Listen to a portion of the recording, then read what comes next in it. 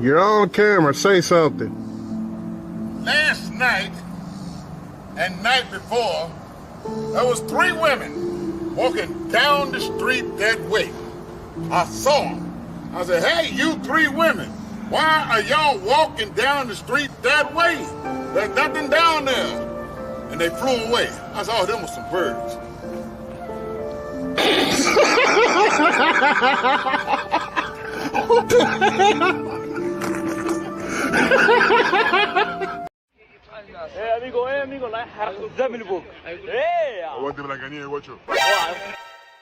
Yo, not my proudest fact. What a sight. Barrel fat protect, barrel fat protect. $35 Kong ho, shame ignites. Barrel fat protect, barrel fat protect. Alright, stop, stash the plush and listen. Donkey Kong spells my secret mission. That banana hole's got me acting shady. Fapping in the dark, feeling kinda crazy. Will it ever stop? Yo, I need a guard. 15 inches deep, this is way too hard. To the extreme, I'm a fool with a toy. Nintendo's mad, but I'm lost in the joy. Dance to the rhythm of my regret. Supervisions do, but I ain't there yet. I'm fapping to a plush that's too bold. That DK logo's watching me unfold. Love it or leave it, I'm caught in a jam. Roommates might see, oh, the ultimate scam. If this is a problem, yo, I'll hide it. Check out my shame while my soul's divided. Barrel fat protect, 2 hours. Barrel fat protect, 2 hours. Barrel fat protect, 2 hours. Barrel fat protect. Feel the fire, I will guide you in the style. Feel the desire, feel my fire. I just wanna tell you tonight. Get on the power, feel the fire. I will guide you in the style. Feel the desire, feel my fire. I just wanna tell you tonight. Get on the power.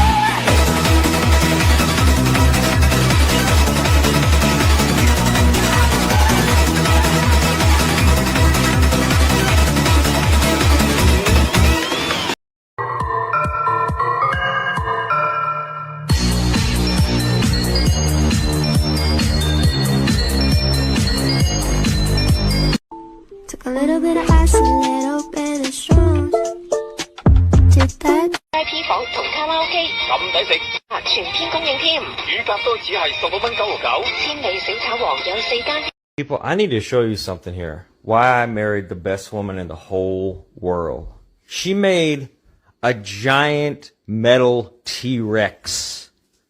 She welded this shit. Her name is Regina, by the way. Say hi to Regina, everyone. Look at this. I mean, look. Look at the detail. Look at the eye. Look at how beautiful that is. This thing's like 6 feet tall. My wife welded a giant metal Tyrannosaurus Rex. If I had known that one day I would marry a woman who could weld a giant Tyrannosaurus Rex, I don't know what I would do. Like, as a kid, I just don't know how I would process that information. This is the coolest thing in the world, and my wife is the best. That's all I gotta say. That's all. Let me guess, Tiny, a small salad? Kakaroto. We serve food here, sir. I got it already, Squidward.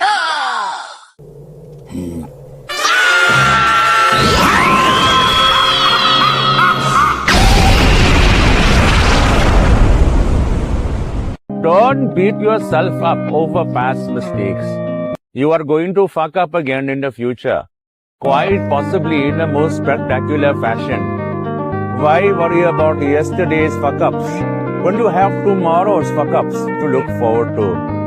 You are a fuck-up, and fucking up is part of your growth process. Embrace the process.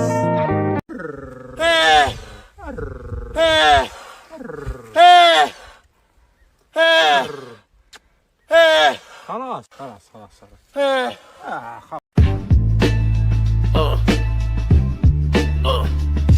Yeah, yeah. It's me, Jarrell the Dawn, baby. From the house of L to the house of hoes. Got a little mission for you, son. Listen close. Yo, Cal, you my legacy, my flesh, my clone.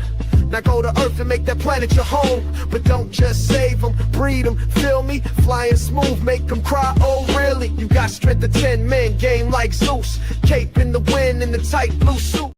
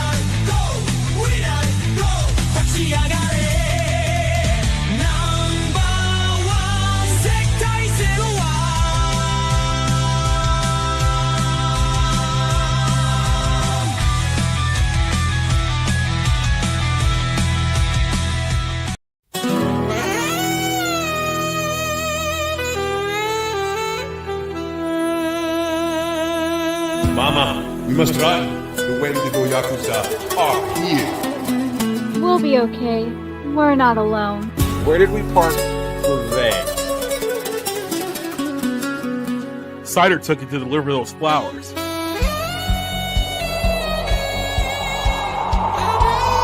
You all don't stand a chance.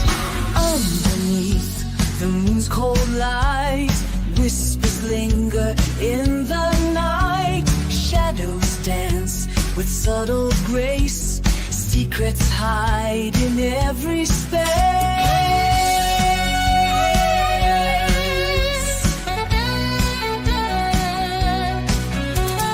Velvet skies and sapphire dreams. Cities pulse, electric beams. Lonely hearts in shadowed bars. Fading tales beneath the stars.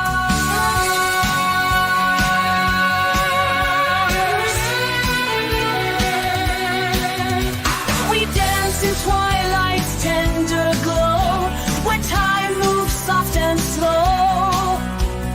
Eyes meet in a silent song, in the night where we belong.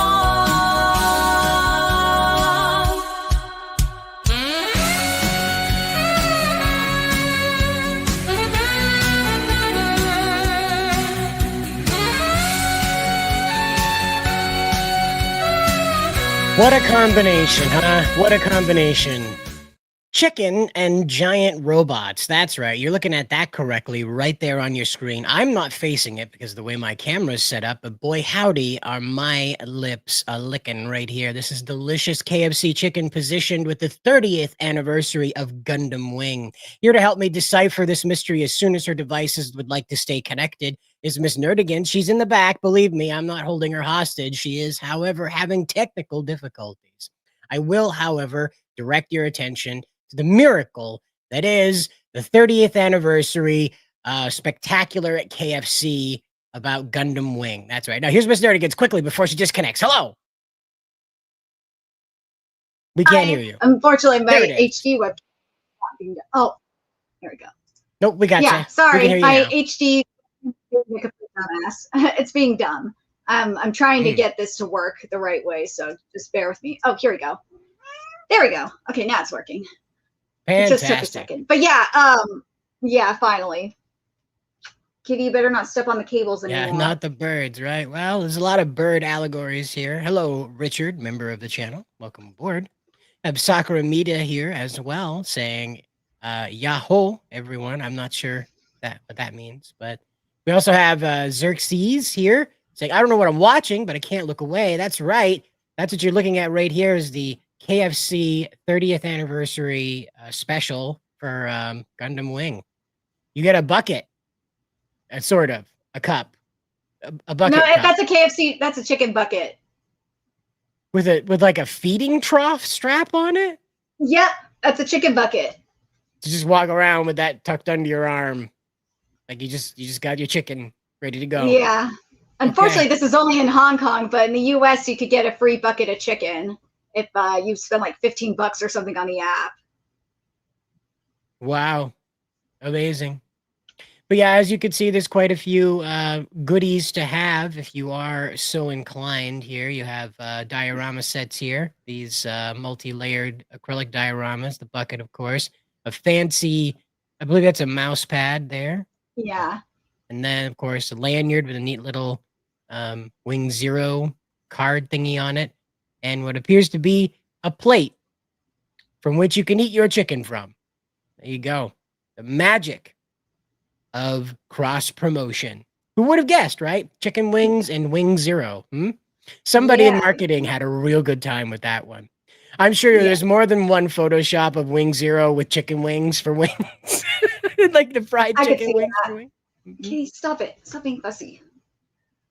Richard says, we as cows and stuff. Yeah, well, chicken, of course. But we do have, like I said there at the opening, though, at the top here, this is a fantastic display. I'm not really sure which restaurant it's probably in Hong Kong, because that's where I think this is only available at. So there's some giant fiberglass chicken right there. You can, with a giant fiberglass, it kind of makes it look like they made chicken wings out of Wing Zero, with the feathers next That's to it. so messed up. Oh my God. Yeah, I could see it. That's funny. But we do have some more Gundam info, if you will. We do have some more Gundam info. The legendary creator dismisses Mars colonization as a simpleton's fantasy. I totally realized Spencer put an article up on this too on Bounding, like after I sent this to you. Oh, I'm sorry. I thought my apologies. But yeah, we got it over on Bounding. I'll whip that up real quick. But yeah, Tomino, after all these years about talking about what was humans living in space, basically came to the conclusion that okay, that wasn't the right thing to search. Basically came to the conclusion that living in space is not going to work for humans. We're just not built for it. We're built different. There you go. There's the article for it. And most people who are proponents of living in space just simply don't grasp the vastness, the magnitude of living in space.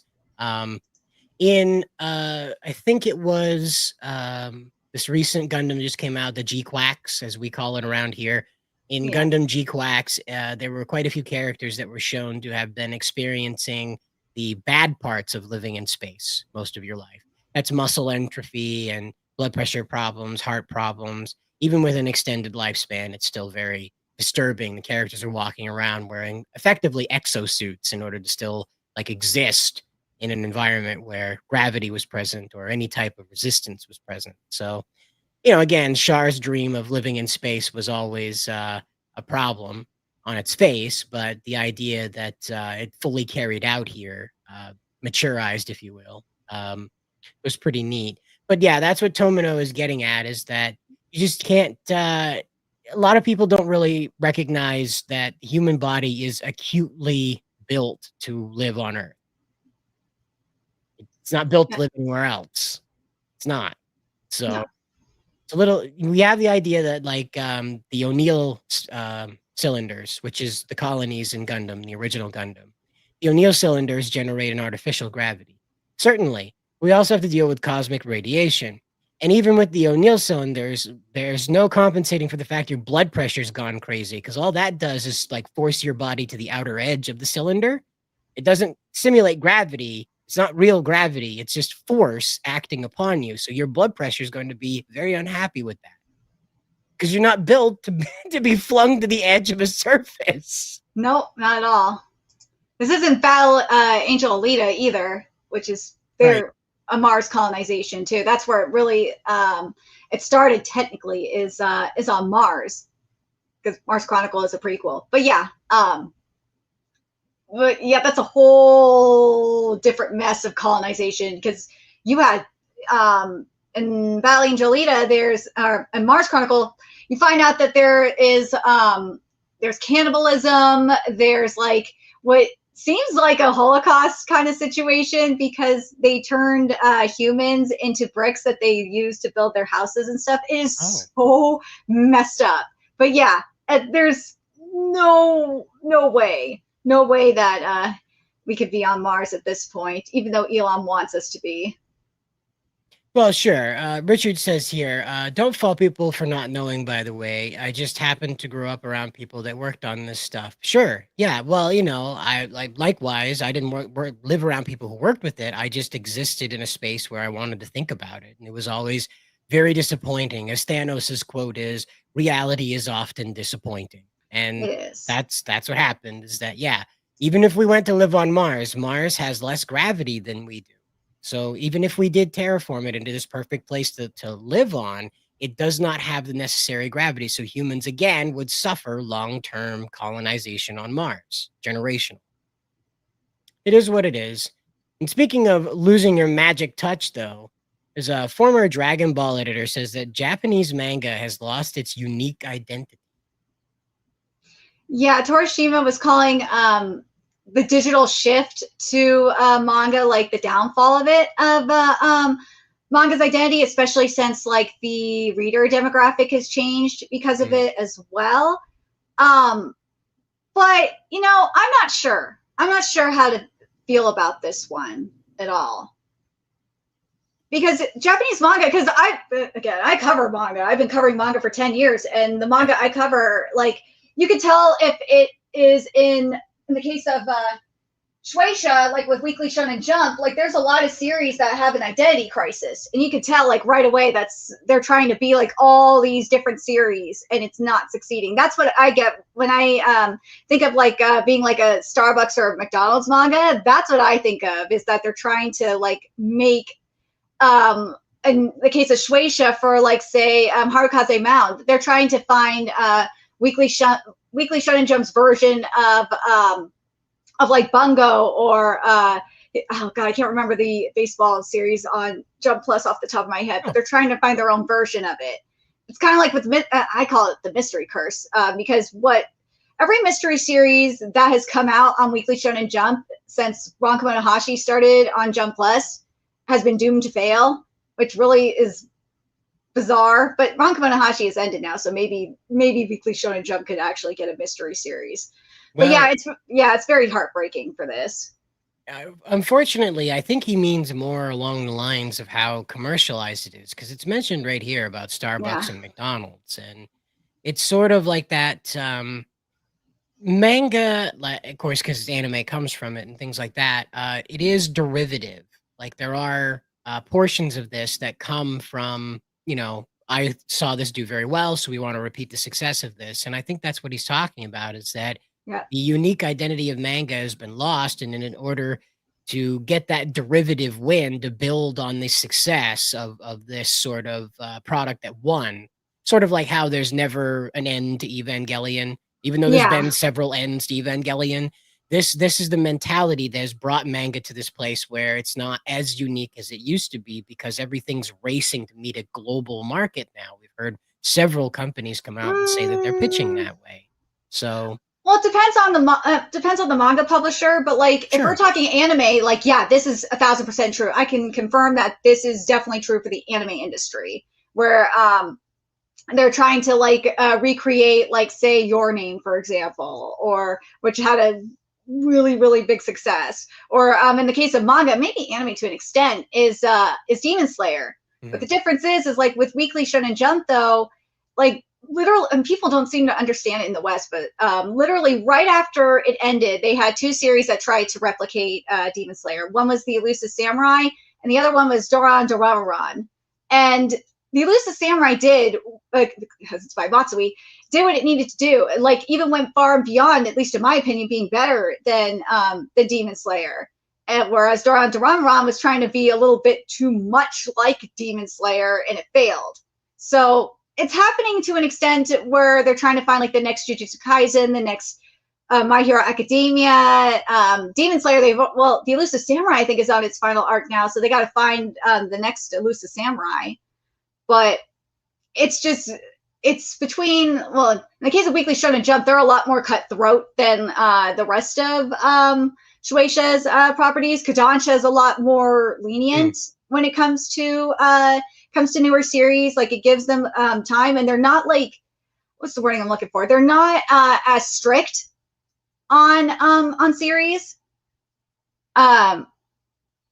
But yeah, I think it just depends on the publisher. The one that I can see being more trying to hit the global audience is Kadokawa. That's the one I think is going for it, yeah. He says right here, with digital manga, algorithms feed readers only the same kind of content. We've reached a point where all manga look the same, taste the same, like Starbucks manga or McDonald's manga. Japanese manga has lost its sense of unique artistic identity, which, to a degree, if you step back again and try to look at the derivative nature, even the new creations, like in order to have success in manga, you do have to have a bit of something that came from before. There isn't a 100% unique anything because these corporations don't take those risks. Japanese corporations aren't like Western corporations where they'll flirt with the idea of putting Dylan Mulvaney at the front of Bud Light. Japanese corporations go, no. This does not work. We're not going to even humor that being a thing. And it's kind of it's why shonen manga is such a monolith in its behavior. It's why these tropes exist in mangas, because in order to have success as a creator, you have to feed into what the corporation is already selling, you see? It's kind of like if McDonald's all of a sudden started making pizza like that one time. And then they stopped. I think they still make pizza in Italy, in Italian McDonald's. I know they make spaghetti there still. Ronaldo McDonaldio? Ronaldo McDonaldio. Come on, now that's a manga right there, right? The Italian saber master that's bringing cheeseburger pizza to the Italian countryside, one sword fight at a time. He has to challenge other pizza makers. I mean, you're just describing Shokugeki no Soma at that point. Pretend I know what that means, but I need to be told. Okay, thank you. All right. Yeah. All right. Cool. I knew that. It's just anyway. Did you hear about the horses? Yes, I heard. I'm worried because Uma Musume going mainstream is good and bad. It's good because maybe we could get the rest of the original Uma Musume translated finally. But yeah, like then you got the other side of the spectrum with the modern audience or the modern anime fans, quote unquote. And it's just, oh God. But this has been, Uma Musume has always been big in Japan. I mean, Tom Cruise did a campaign with them for Top Gun Maverick. So seeing this in terms of the Japanese fans, that does not surprise me at all because Uma Musume is taken extremely seriously over there. So they have gifted 2.5 tons of grass to the racehorse Haru Urara. This is the one that had never won a race in her entire racing career and had only won a race in her retirement, only one race. She was an attitude-driven horse, perfectly capable of completing a race, but for whatever reason, because they wanted her to win, she refused. And so players around the world decided that because the game itself had given this character such poor stats, they were going to do their very best to level her up to become the best horse there ever was. And so far, it's going pretty well. Now, in this game, of course, the Uma Musume. Whatever, the horse game. Now, in the horse game, they're anime girls that are themed like horses, and of course, this male character who is their trainer, jockey, whatever. He doesn't actually ride them; he races them, but he has a bit of a touchy-feely attitude to him, and at first comes off as a pervert. But when you finally examine what he's up to, he's actually doing what horse trainers do when they come across a new horse: is they touch the horse. And so it's, yeah, waifu racer. Perfect. Thank you. That's what it should be called. Waifu racer. Why not? That's a perfect Americanization for this. This is waifu racer, horse edition. Yeah, there we go. Then we can have several different editions of waifu racer. I think we got our new thing Speed around Waifu here. Racer. Yeah, Speed Waifu Racer. Speed Waifu Racer X. But anyway, the horses all have their different personalities to them. There's one that is abusive toward you, like she'll win a race and deliberately walk up and kick you in the face and things like that at the end of it. The game, of course, is, I believe, a mobile game, and it is very, very popular around the world at this very moment. So feel free to check it out if that's what you're into. If you're into partying hardy with horse girls, there's plenty of that to go around, especially right now. But I do want to sidetrack for a quick little thing over here. Sakura Mita brought this to my attention before the show started, and I thought that this is really important to note. I did not know this, but when Q Ranger, this was the 2017, 2018 Super Sentai. I could have that 2018, 2019. I might have that a little wrong. But it's the one with the space one where they're all different constellations. Oh, yeah. And this had 12 different Power Rangers, if you will, in them. So these Super Sentai creators over at Toei work with Bandai to create the toys. Bandai Japan typically handles the design of the robots, the transformation device, and most of what the suits will look like. There's an overall design that comes from Toei, but how it functions, how it works will ultimately be left up to Bandai, who's making toys of it. So you'd want those guys to have the final say. In this particular edition, Q Ranger Q Ranger involved Bandai America having input on the designs of the suits. Now, this was before Hasbro bought the company, okay? Hasbro being a competing toy maker. I cannot imagine the kick in the gut when Hasbro came and said, we don't want your suits. We just want like a few seconds of your dumb robots for our stupid 30th anniversary with our foam suits and Cappuccino Power Ranger. I can't imagine the kick in the gut after having Bandai America come over and influence the design on this. And then the Americans are like, no, I don't like it. It's too many. I hate this so much. Q Ranger's one of the best Super Sentai, in my opinion, from the Heisei era. And that's a big, long list, right? It's in my top 5 anyway. And really, it's because it's such a family-driven group of heroes. They all become like this found family by the end. And I just really appreciate how it falls together. You have rival brotherhoods inside of it, rival sisterhoods inside of it. You have young guy trying to prove himself to older guy. You have guy who used to win all the time, proving himself to be good enough to continue winning. So much family dynamics inside of this. And of course, time travels in the middle of it. So how can you go wrong? But I just thought that was really interesting. I did not know that Bandai America was brought over to consult on the design of Q Ranger. It's quite a kick in the gut when Hasbro told them we don't need it, but it's pretty cool anyway. But speaking of pretty cool out there, Crunchyroll subs watchers form the minority now. Spanish dubs account for a massive 40% of all the anime viewing. So that's your South American anime fans. And yeah, like something that needs to be said, because there's been a lot of misinformation from a lot of these tweets that have gone viral. It's prior to this article, mind you. But they were saying when they said dubbed, they didn't specify that dubbed meant everything outside of Japanese. Correct. Yep. That's not English dub. That's so like that's what everyone was initially thinking, that was the English dub. But I'm like, no, that doesn't sound right at all. Because they were saying like it was 80 to 90% watch shows in dub. I'm like, no, that doesn't sound right. No. There's got to be something else going on. The sub watchers are pirating. I could tell you that. That's what's probably happening. But in regards to like the rest of the world, from what one of our favorite translators, professional translators, Matt, aka Bonsam, has said is there is something to this. Hold on a second. Let me just grab the tweet real quick because it's in my bookmarks. Yep. But yeah, it's more like it's because of dub being the default language and people having to switch. Here we go. Is this it? No, that's not it. Dang it.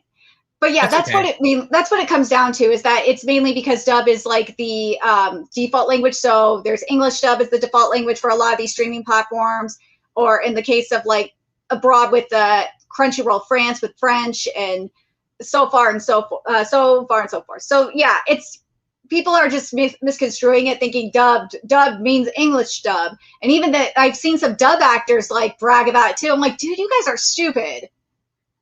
You're getting ahead of yourself. Well, and that's just it, is that they don't understand what's happened here, what the shift is, okay?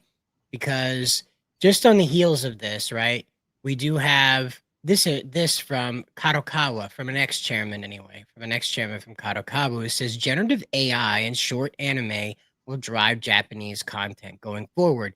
Now, if you're playing at home, that means they can AI generate any language they want. So dubs no longer involve a dub actor anymore.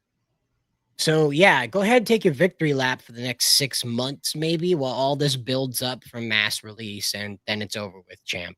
Once this becomes once the Japanese make this mainstream, everybody and their brother will be refining it into perfection, because guess what? It's a painful reality, but when it comes to entertainment, people tend not to be that attentive. I've found this over and over again with what I post over to Bounding. I have to market with AI, because even how crappy it becomes with like squid hands and all that stuff, folks just think it's real. They'll accept that straight on, that's from the corporation that they think made it, and they'll be mad at that corporation for putting out that product to less than their satisfaction. They do not care. This whole, people like the art. Yes, but only a certain type of people actually care about it. There are people who do, but it's a very certain type of people who do.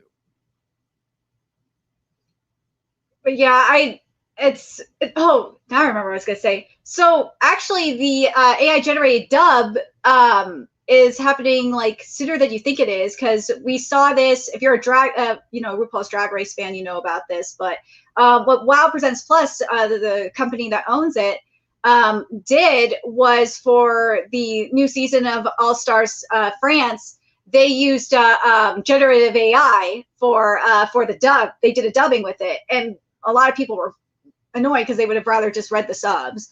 But yeah, it is here. It's here sooner than you think it is. And he says, this, again, he's an ex-chairman, so he doesn't have voting power or anything like that. So it says right here, from now on, what will drive Japanese content forward is short anime. With generative AI involved, we will leap to the next level. I think that we are now in a situation where we need to learn from China. I want Japan and China to develop a relationship where we can respect each. That's not going to happen. That's not going to happen. He is high on some good shit if he thinks that's going to happen. It's pretty crazy, but he's right that that's what's going to happen for them, because again, even if they were able to like put a gun to the head of anybody you could draw and put them into an animation studio, there are not enough bodies in Japan to meet the demand of the global market that they're aiming for now.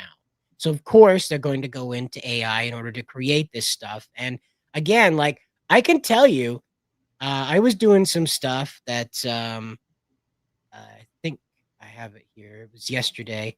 Was doing some stuff with a Megatron AI, not like an AI, but like a visual of him. And so I had him like running around inside of like this, I don't know, like some magical girl world, because I thought that would be funny. And see where I put it here. There it is. Okay.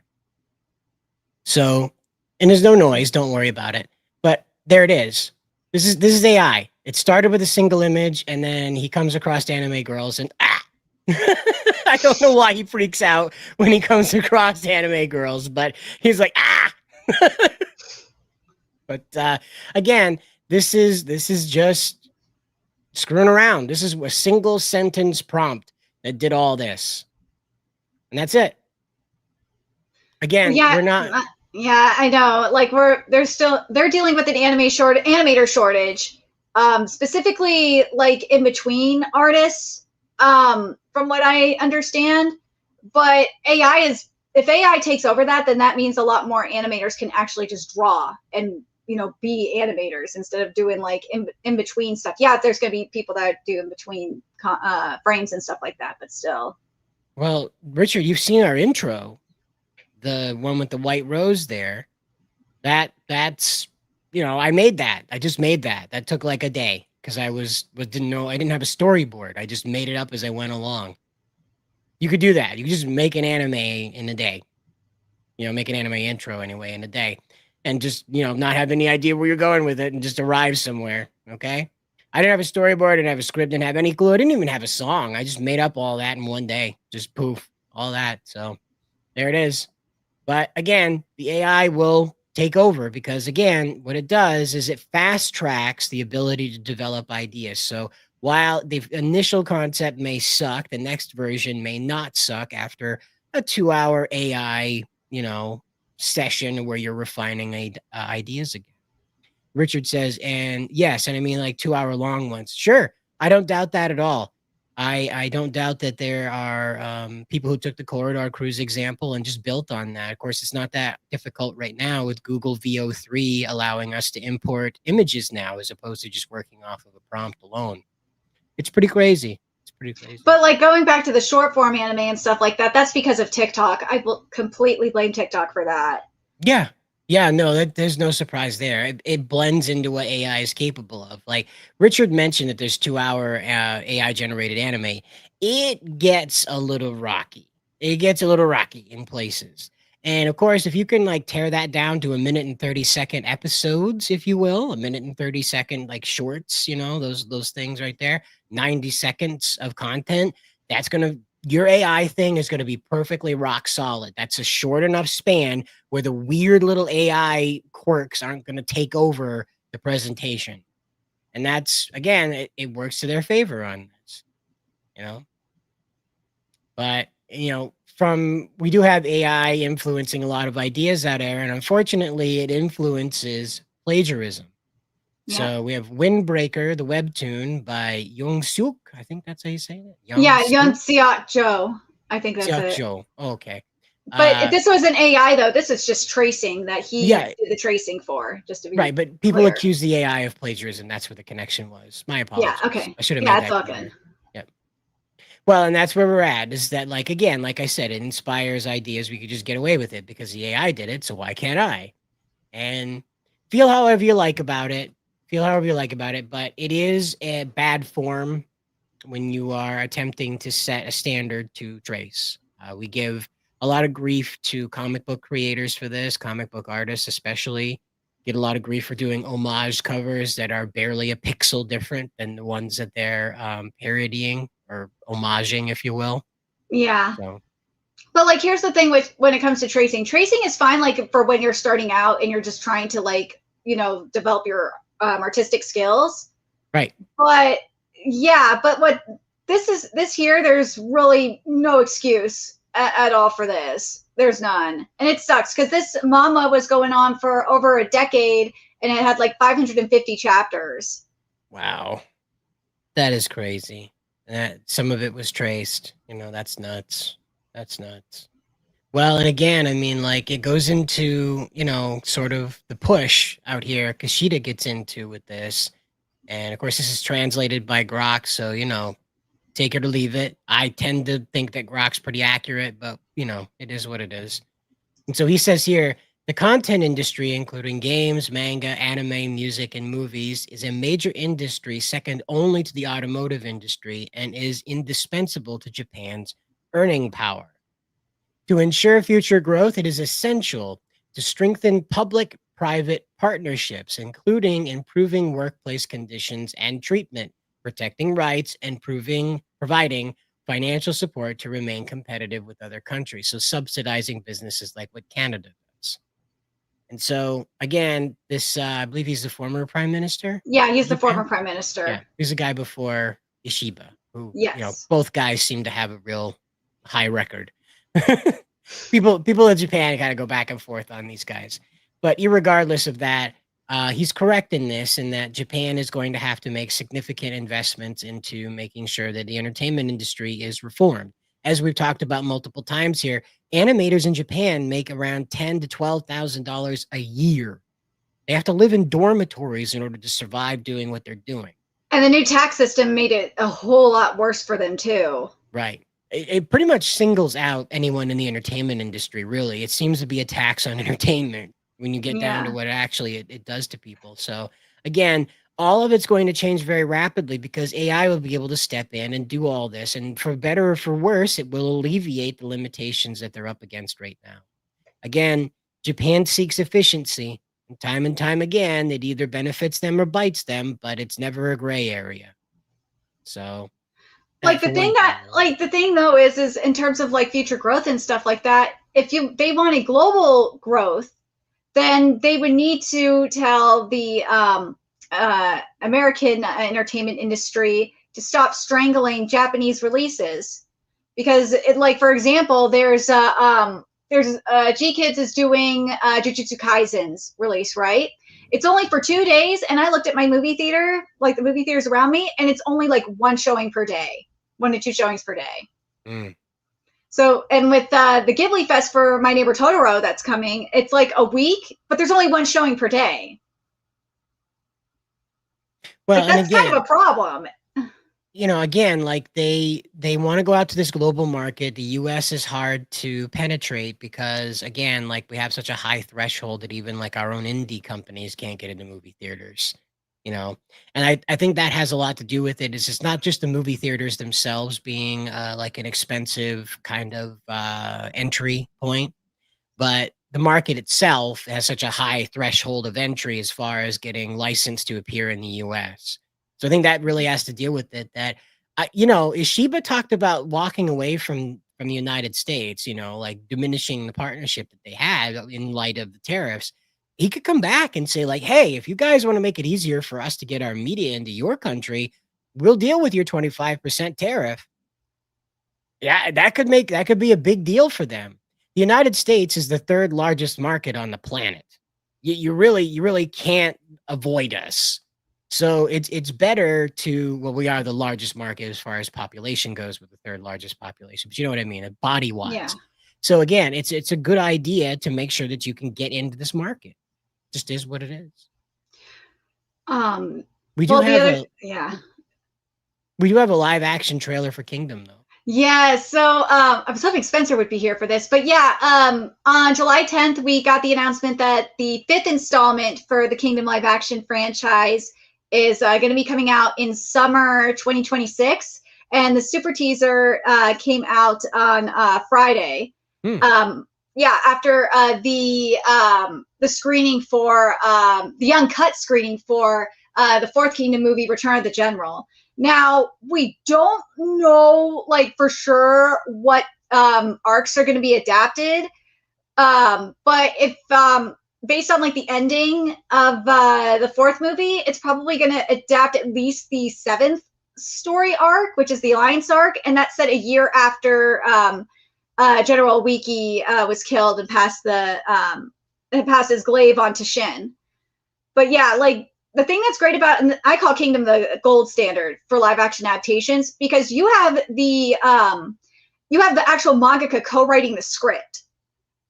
And the other script writer did the script for like the One Piece anime movies, like One Piece Film Red, and those movies are freaking amazing. So you have a solid writing team, including the mangaka. Shinsuke Sato has done, I've praised him numerous times. He has done some really good work. He did the Bleach live action adaptation. He did the Golden Kamuy live action adaptation. He's supposed to be doing the My Hero Academia live action adaptation, but now I don't know when that's going to happen because they're shooting Kingdom right now.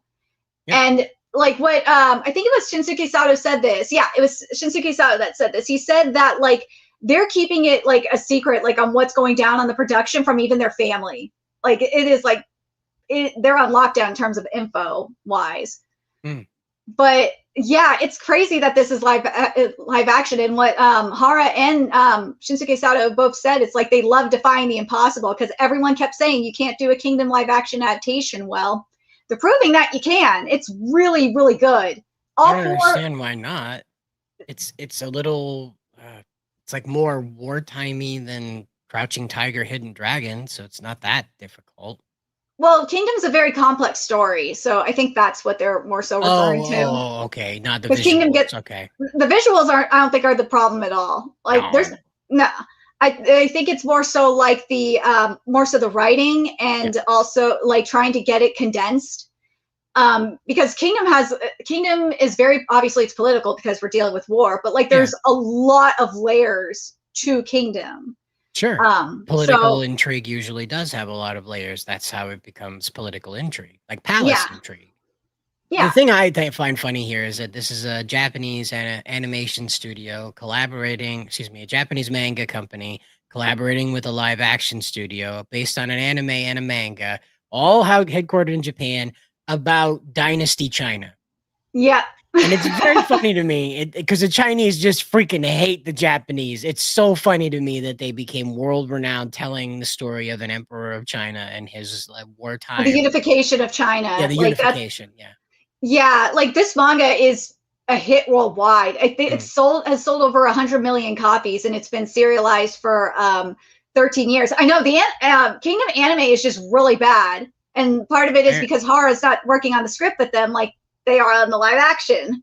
Apparently, they were saving their power for the live action. So, there you go. But yeah, like Hara said that this is a dream come true for him, and that they can't believe that it's like they're in the 5th movie. They didn't think that it was going to go this far in. But yeah, Kingdom is a fantastic series. It got licensed by Viz, so I don't know how they're going to be doing the releasing schedule because there's a ton of volumes that need to come out. But Viz is using the Chinese names. So if you are a Kingdom manga reader, you're probably going to be extremely annoyed by that because Kingdom manga, how the fan translators have done it, is using the Japanese names. Oh. So yeah, it's going to get very confusing real fast and like to the point where, at least in my opinion, it's almost unreadable. Well, from one movie to another, we do have the next Jujutsu Kaisen movie will make big changes rather. So there you go. Yeah, so what they're doing is, according to Otsuka, who's the president of Studio Mappa, what they're doing is they're changing the order of scenes, and like there's a key scene with Geto that's going to appear earlier. So, because I guess what happened in season 2, at least in the first part, they had Geto like talk about like his thoughts on humanity like later on in the season and not where it was supposed to be. So yeah, they're doing that and they're adding additional scenes, which is really, really nice as well. But as I said, I mentioned earlier, Jujutsu Kaisen's only getting like a 2-day release and there's only 2 showings per day. So it's mind-blowing to me that this is happening, especially after, because Toho owns G Kids now. And remember what the Toho International rep said like a while ago.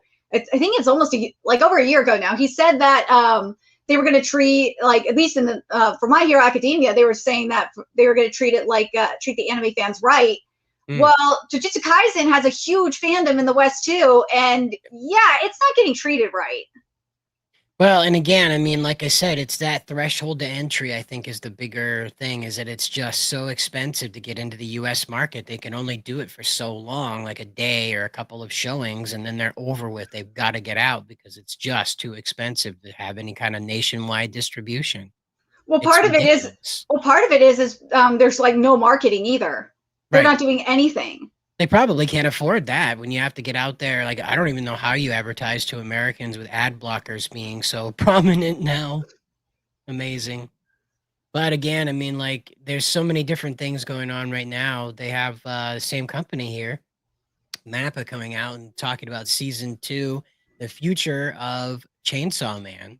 Okay, so this is good. And I did the article on this. Hopefully it'll be up today or tomorrow. But what Otsuka said was that for Rize, why they went with the movie route is because when they looked at the arc, they're like, this would be better in theatrical format. So we could get like the most out of the explosives, because this is the Bomb Devil arc we're talking here. So that's what they wanted to do. That's why they were like, yeah, I think a theatrical release would be better. And if you've seen the trailers, it's like, yeah, I see why they're saying this. And what they said too, in terms of the future of the anime and how they're going to approach this, they're going to go on like a case by case or an arc by arc basis. So they're going to take a look at the next arc, for example, and be like, okay, is this going to be more suitable for theaters, or is it more suitable for a TV season? Oh, okay. Is this that kind of that short form idea, I guess? Well, kind of, but like for a TV season, it's like 12 episodes, 30-minute episodes-ish, like 23-minute episodes. The Netflix commercials. Model. Okay. But yeah, but I think that's a fair way to approach it, is to take a look at the arc, see like if it would be better, especially in terms of length-wise, if it would be more suitable for a theatrical release or a television season release. But like with Rize, as I said, I understand it. Like they could definitely fit like the arc in a movie just fine. And like it's very explosive, and they wanted to take advantage of the effects and all that in theaters and give fans like the best experience they can get. Well, and again, I mean, it is one of those things where it's a very beloved anime, and it's very it's got a powerful fan base, and again, it's another one like Jujutsu Kaisen that kind of like people hate it or they love it. There's not a lot of people who are on the edge about it. And so we'll have to wait and see if this continues with the trend of this 12-episode thing. Like, I'm not a fan of it. Right. I'm not a fan of this 12-episode thing, but I understand, again, animation studios have to do a lot now that they didn't have to do 10, 20 years ago even. So it's one of those things where the evolution of the industry is going to continue to bring out different release, I guess, templates would probably be a good way to put it. Yeah. 12 episodes or a movie. Again, 2 movies instead of 12 episodes. It makes you wonder if the Bleach 1,000-Year Blood War could have been like 4 movies instead of two years now worth of an anime. So. No, the thing is with Bleach is there's a lot of content that got cut in the manga. Like Kubo didn't finish like the full story of the manga. And that's what he's doing with this anime. And I mean, I did the article on this. He said that he is supervising Core 4 more than parts 1 through 3 combined, because this is like the stuff that he wanted to put in the manga but didn't get the chance to do. Well, we'll have to wait and find out, I guess, the end of it, because they're adding new characters now. Yeah, the character, like people are speculating, including myself, that it's probably going to be there's like 2 light novel characters that could be adapted into anime. Like one of them has appeared in the Bleach games, but it's never been adapted into anime before. So there's like at least 2 of them that I can think of that would be shown in the anime. They weren't even in the manga either. So that's why I'm like, yeah, I could see what Kubo's doing with this. Right, and as you can see right here, Bleach 1,000-Year Blood War Part 4 to feature scenes and characters not seen in the original manga, more involvement from Tite Kubo than all parts 1 through 3 combined. So there you go. This is like, if you're a Bleach manga reader like me, this is like exactly what you've been waiting for since this anime got announced. Is this part, because this is the stuff that was supposed to be in the manga and it just never made it. Well, and from one wish fulfillment to the next, we're getting a showdown with the Super Sentai heroes. This is number 1 Sentai Gozuger, the resurrection of Tegasword. This is just a trailer. And so again, I'm not going to play the audio, but all of these heroes are going to be duking it out here on the 26th, I think. It's Friday the 26th is when this comes out. Again, I won't be playing the audio, but you got your summer movie kind of thing going on here where all the bad guys from before are back, the henchmen are back, and they're all beating up the Gozugers. They're all tied up and stuff like that. And they break free. However, the other ring holders apparently show up, and it is a mad dash for who can get to take a sword. So it's like a Forever Red kind of situation or a Mega Force situation. That's what it's kind of giving. Yeah, a bit of that, because again, like this, it's really cool to see all of these characters slugging it out with different people inside the suits than there were before. And if you're not paying attention, Gozuger has given a villain, Shinken Red, the power, 25th rather, it's a 25th, giving him the power of Shinken Red. Now, Shinken Red is a very important Super Sentai character. It's not the one that's on screen right now. He's a samurai. And not only a samurai, but a ceremonial type of samurai, in that he's legitimized in his fictional world as being a lord. He's not just a random guy that turns into a samurai-based character. And so it's very abrupt to give this to a villain character. It's been quite interesting to see how he's executed it quite faithfully, a bit brutishly. So this show is full of twists and turns. I highly recommend that you tune in and check this out. I don't think you have to have too much headroom to get into this. It's just mostly watching like the 50 years of Super Sentai Red Rangers beat the hell out of each other for a while. And, if that's your thing, sometimes it is, sometimes it isn't. But we do have Hideki Kamiya coming out here and coming off the top rope to clarify some things about characters that he created. Yeah, because what happened, if you've been on Twitter long enough, you know that there are certain people saying that Bayonetta is a gay icon and that she and Jean are in a relationship. And Kamiya has had it. Like, I guess he said before that he's had to explain this to these people before.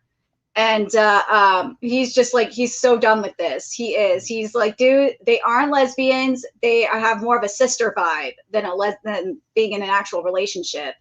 And some people are like, well, it's headcanon. It's like, dude, no, they don't. That's not headcanon to some of these people. Like, they were attacking people over posting Bayonetta being in, like, a straight relationship. Well, it's more of that tourism thing. I have this headcanon, and the real deal is not going to tell me otherwise. And they just it's a tourism thing. They have no respect for it. They made the decision about what it's about, and they won't be told otherwise. Silly. Brain dead. Bad attitudes about it. But that is what it is, What are you going to do? And, over and over again, you've got these people that are forcing their ships. Like, shippers are probably one of the most toxic parts of this tourism fandom. Your Fujioshis there that make their decisions to, like, rabidly decide that their fanfic, is real, rapidly decide. And also the Himijoshis as well, in terms of the Yuris, like Yuri. Oh, that's what they're called. Okay. Yeah, they're Himiyoshi for Yuri and Fujoshi for Yaoi. Now, I do want to take a moment here and jump over to some Nintendo news. Nintendo has let everybody know that there will be a Donkey Kong motion picture soon. It doesn't have a name. It's not an official release from Nintendo. It's just a copyright claim. Or copyright filing, sorry. Yeah, it's them and Universal Pictures doing this. So it says it's a short-term one too. So I'm curious if we're going to get the title like really soon, like maybe within the next few months or so. Probably, because Donkey Kong Bonanza the game has been announced, so that's probably... And it's coming out soon, so... Yeah, or is it Banana Nanza, something like that? Something like that, yeah. Yeah, that video game is probably going to carry the title of the movie. I imagine they'll probably make some, because like Donkey Kong alone kind of seems a little dull, but it could be they just did Mario Brothers, right? That's what the last... Yeah. So they could just do Donkey Kong, I guess. Donkey Kong the movie. Yeah, it seems a little lame, but what are you gonna do? Yeah. I like Donkey Kong Banana Nanza. That sounds a real fun thing. Like little kids will have fun saying banana Nanza. Be fun for them, but whatever. Yeah, I think that's the goal though, is to like try and like get the game rolling and then put the movie out as like a boost to the game. I wonder if they're going to do a Mario Kart movie now, like a movie that's like totally focused on winning Mario Kart races. I mean, they had Mario Kart in the Mario Brothers movie. Yeah. So I can't imagine they'd want to separate that, but maybe, who knows? It would be a fun little story to like F1 parody, like that. Yeah, that would be really funny. They could do that speed racer thing. Where yeah, they just that's take true. It completely seriously and don't make it into a silly joke. Yeah. Or do like a Talladega Nights kind of thing. Yeah. Sweet baby Rosalina, save me! But pirouetting over into comic book news, an article out there in the world claims that David Zaslav shelved the Black Superman movie, the telling, we believe, of Elias, the actual like comic book accurate Black Superman. Again, he called it for being too woke. And, you can flip a coin on what David Zaslav thinks is too woke, but this is the same guy that wiped out the the Batgirl movie that had Firefly in it. So Yeah. we may never know how that movie went. We may never know, but this one is definitely going to be shelved, most likely permanently. There'll be a different approach to Elias or Valzad. But yeah, it's probably for the best because Tanishi Coates is a bit heavy-handed with his narratives. With his political narrative. It said that this was going to take place during the Civil Rights era. Yeah. So real heavy-handed with your Black Superman in the middle of the Civil Rights movement, And I'm not, again, Zaslav probably made the right call here on this, that it was just too, yeah. He wanted to do adapt Icon or Blue Marvel. Yeah, Blue Marvel's more in line with this. I think that's Blue Marvel's whole thing, is that he's discovered to be black during the. Yeah, they just wanted to do Blue Marvel with Elias, with Black Superman. It's silly. It's silly. Good call though, Buddy Smith. You definitely hit that one on the head. That's real right on the head. But I guess we'll be hearing from Jacob and Spencer soon, probably. But I did want to bring this up. This is the headliner of the show, so we'll talk about this because we all have some good memories about Batman Beyond. Those memories, for now, are not going to be disturbed by the pursuit of the modern audience.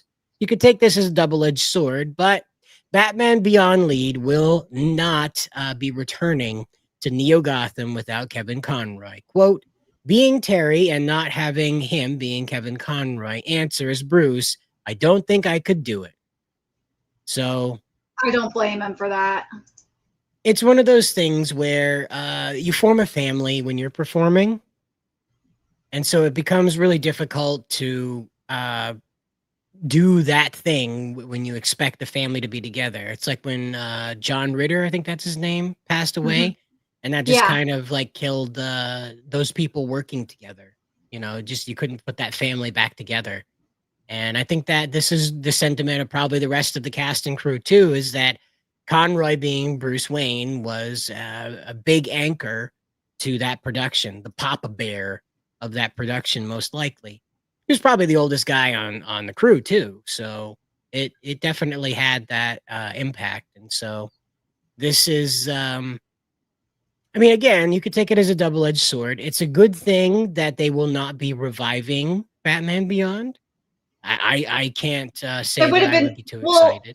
It would have been interesting to see Batman Beyond post Bruce Wayne era, but I could totally respect that. Yeah, like it picked up with that epilogue episode from Justice League Unlimited. Yeah. And it would be like, you could do that. Yeah, it'd just be like, and you could have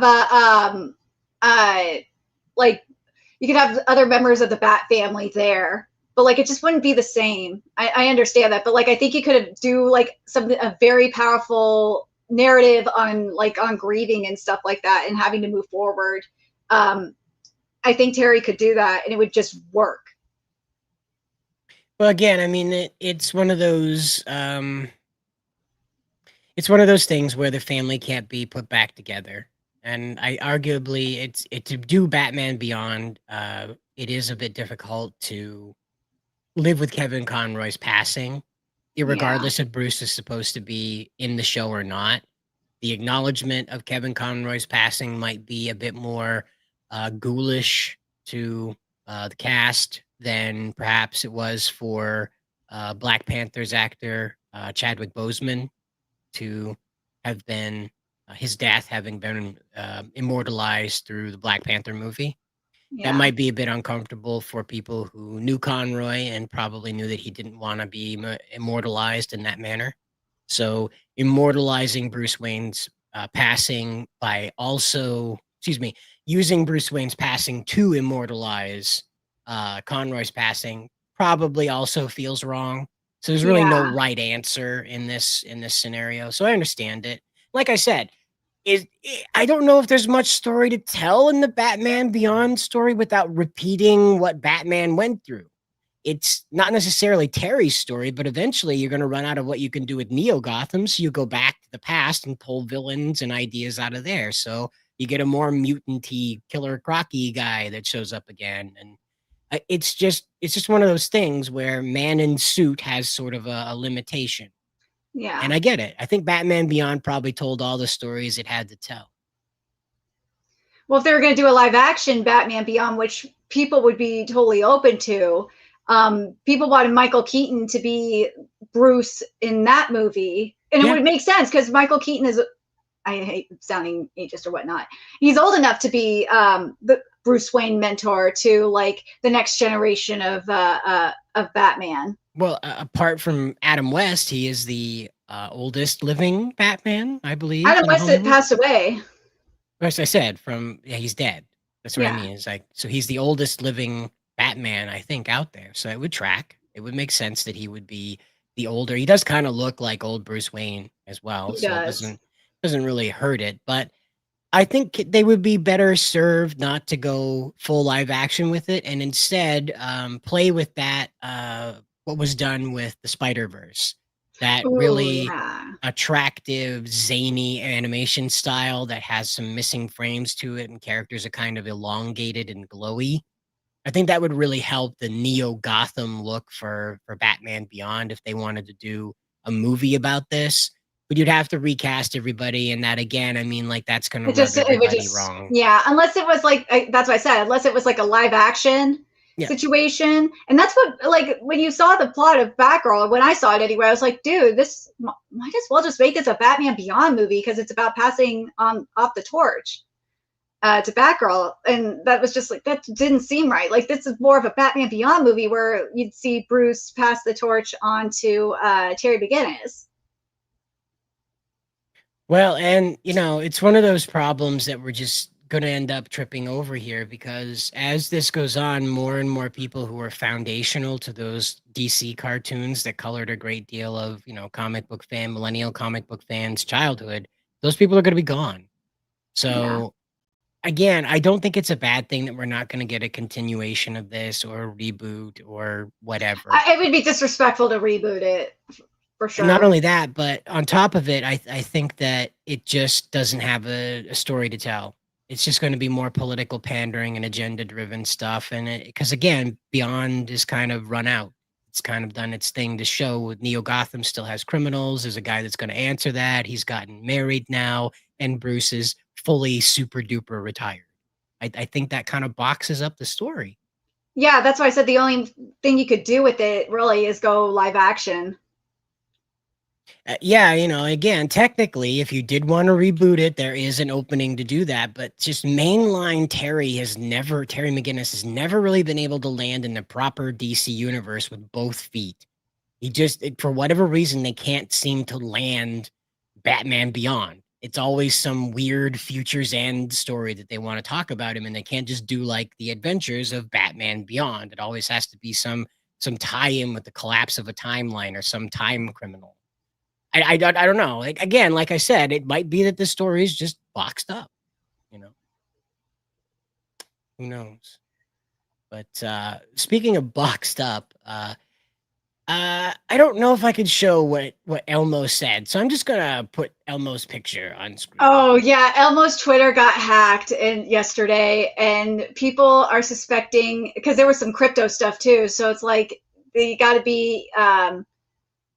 You gotta wonder if they're like pro-Palestine people or what, or they're just straight up because they're demanding the Epstein files to be released. So pro-Palestine people, I don't know. They may have said that, but I don't know about that. I think it's an opportune thing because this guy who was doing this, he was like using the soft A to combat people who are telling him that you're not the real Elmo, and he's like, N-word, what are you gonna do about it? And I'm like, oh, Elmo's gonna throw hands. Damn.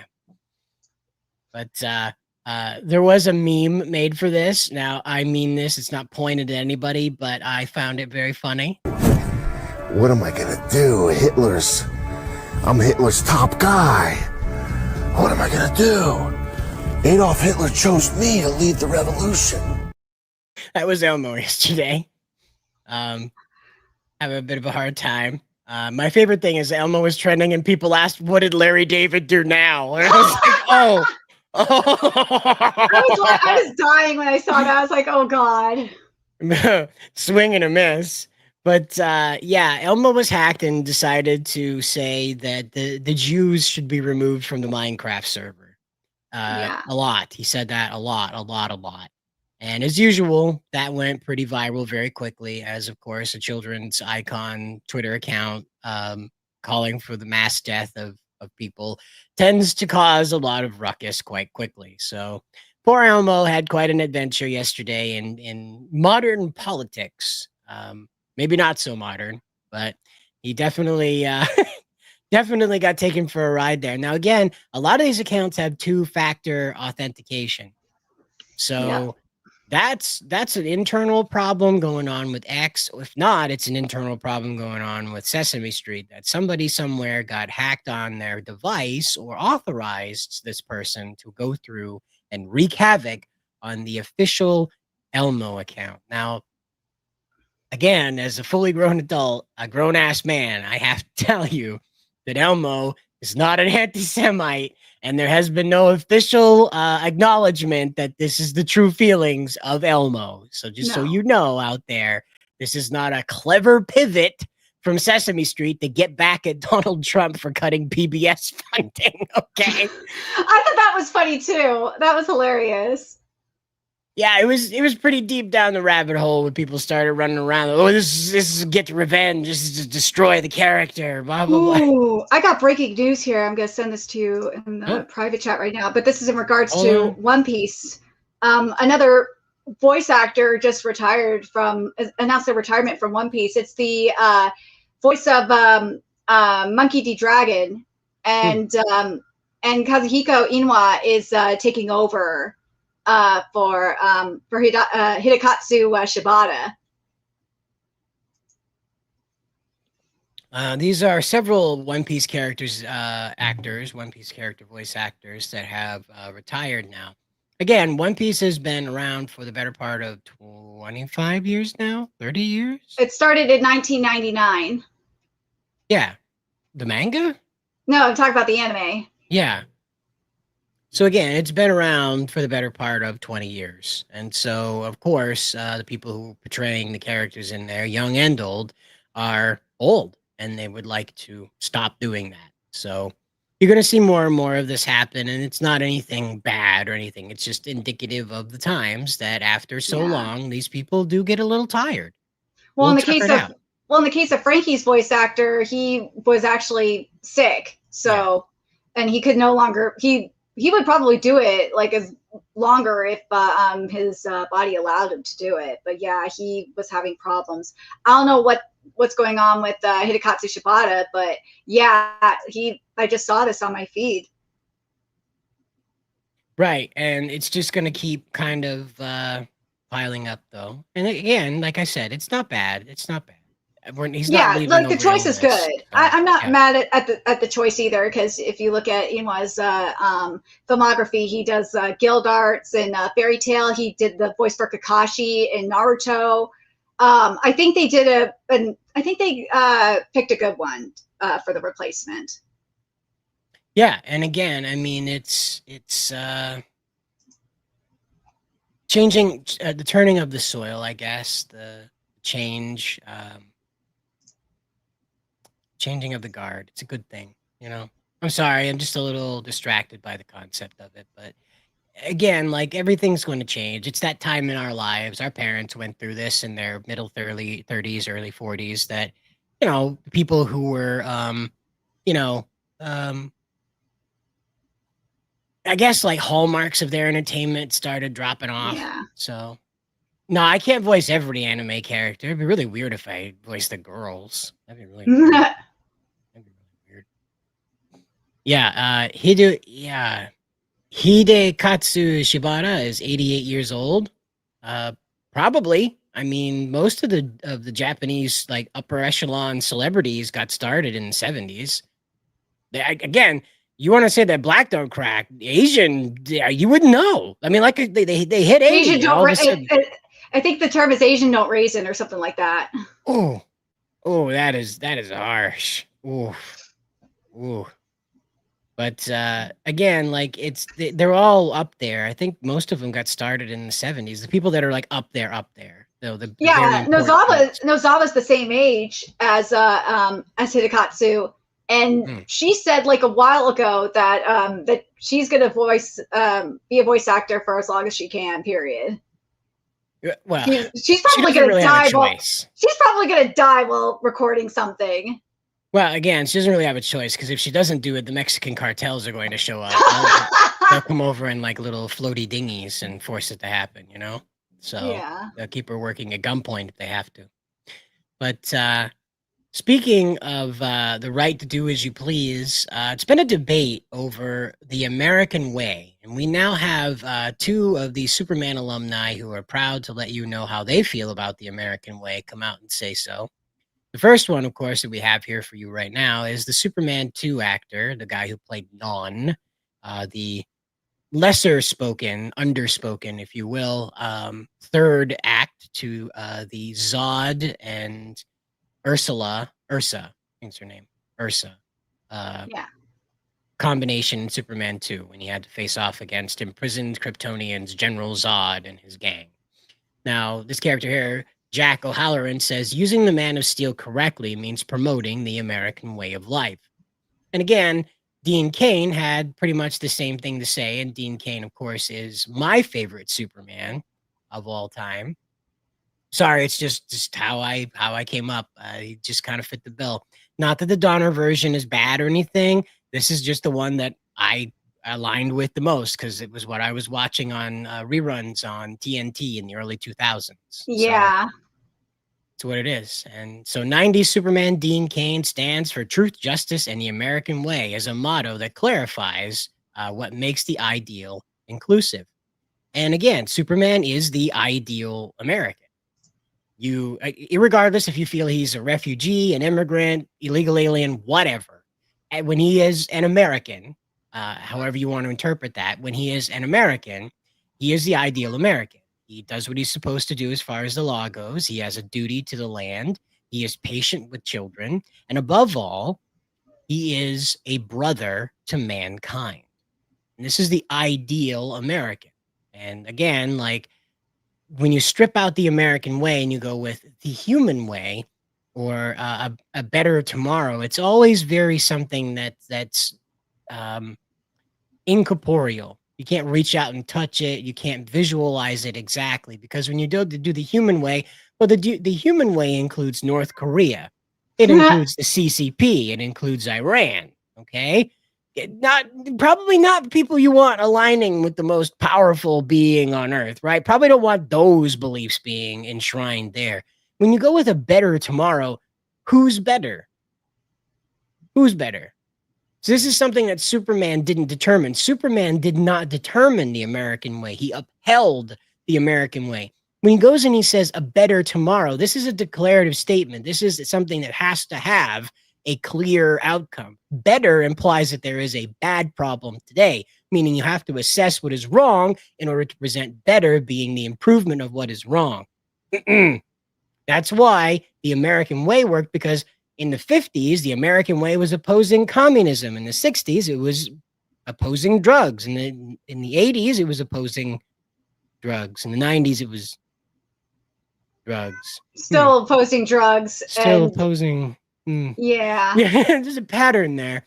But Superman was sort of synonymous with these PSAs. There's a very infamously well-animated visual, probably the best animated visual of Superman combating a tobacco advocate villain from the 80s where Superman crushes a package of cigarettes. I think I'll pull that up right here. It's Superman versus cigarettes, I think. It's yeah. This is some guy's review of it. Go away. Okay, here we go. There. Come on, kids. If you want to grow up fast, take one of these. It's the evil nicotine. One puff and they'll soon be in my grasp. Not so fast, nicotine. If you want to go up fast, take one of these. With my X-ray Man's vision, dead. I can see the harm cigarettes do inside people's bodies. That's why I never say yes to a cigarette. Superman just murdered a man. You all saw it. You're a witness. Yep. You're a witness. He just team rocketed that guy. Mm-hmm. Oh, I forgot. Did you guys see the new King of the Hill trailer that came out? The one that everyone's been tearing apart for the last several days? Yeah. It's our turn. Could you please bring it up? Send me the link. All right, But I did want to talk about this for a little bit longer because this is part of the American way, was promoting general health among people, among the youth of America. Well, I have a little bit of insight as someone who actually watched the recent movie. We can talk about that here, but I do want to get to this King of the Hill thing because, yeah, that it does look pretty... We'll be rejoining the Superman conversation very soon here. We have a... So Richard says, Cider, propaganda for high school kids in 1948. They would show this today from David Hoffman. Might be worth checking out later if you haven't prior. Yeah, again, like the evolution of propaganda. And again, the American way is intended to have a propaganda angle to it. But I'm one of those people that thinks that you should be proud of your nation. It's when you go trying to hurt people to prove the superior nature of your nation that it's bad. It's okay right up until then. In fact, every nation should say they're the absolute best nation on earth. That way, they have something to aspire towards. Just don't go killing other people to prove that. That's all we ask. You're not going to conform to our rules, Caliphate. Yeah. Don't do that part. That's always the bad part. I sent you the trailer. So we have the trailer to the King of the Hill now. And there it is. And copyright claim. We didn't even play it yet, and it's already been claimed. Look at that return dang old king, man. Oh, wow. I'm getting a hug. Okay. Emotion. Yeah. This is Hank.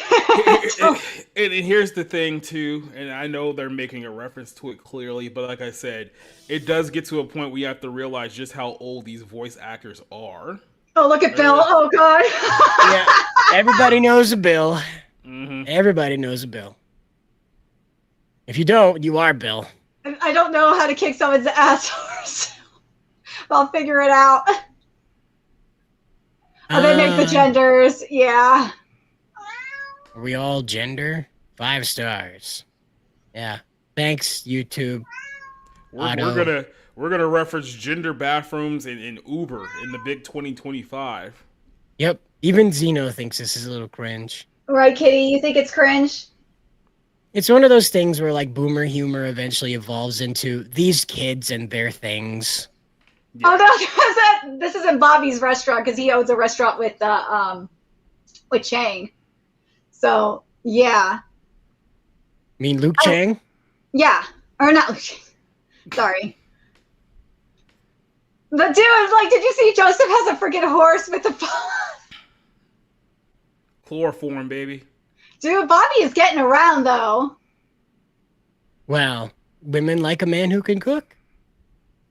That's true.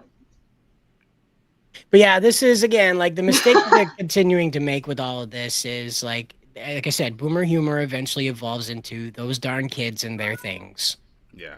But like that's what King of the Hill's been. It's been like boomer humor and like those darn kids. That's right. That's just been King of the Hill shtick, and that's why it works. It was boomer humor when boomers were 40 and still contributing to the popular culture.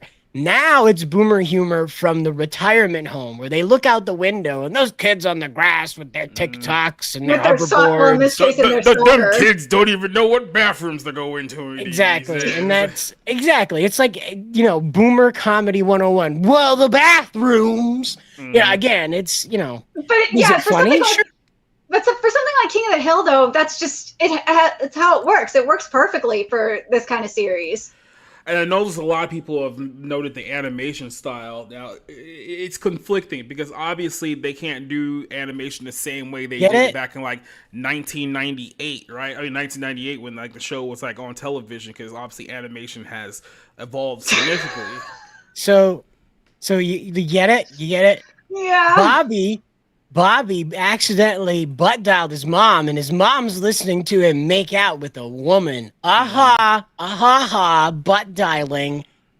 Has anybody butt dialed in the last 5 years? Is that even possible to do anymore? Yes, it's still possible to butt dial. Ask Shannon Sharp how that worked for him. I don't know that story. No, it's a story. You should Google it. It was that guy that did the thing. That's right. How do you butt dial in 2025? Yeah, like there's like several steps. He didn't even butt dial. He somehow accidentally went live on Instagram while he was giving it to another woman. Who manages to do that? Well, you know. But that's the new King of the Hill trailer. Again, like it's gonna be weird having, the legacy of John Redcorn, now the actor, kind of looming over the production, but at least it sounds to be like a good ride. I don't hate this concept. It's just, to me, it's just like grandpa boomer humor, like these darn kids and their things that are different. So well, there's also Johnny Hardwick's legacy as well, because he died before finishing the production. Well, what about Brittany Murphy? Didn't she die like a long time ago? Yep, there's that too, and Tom Petty.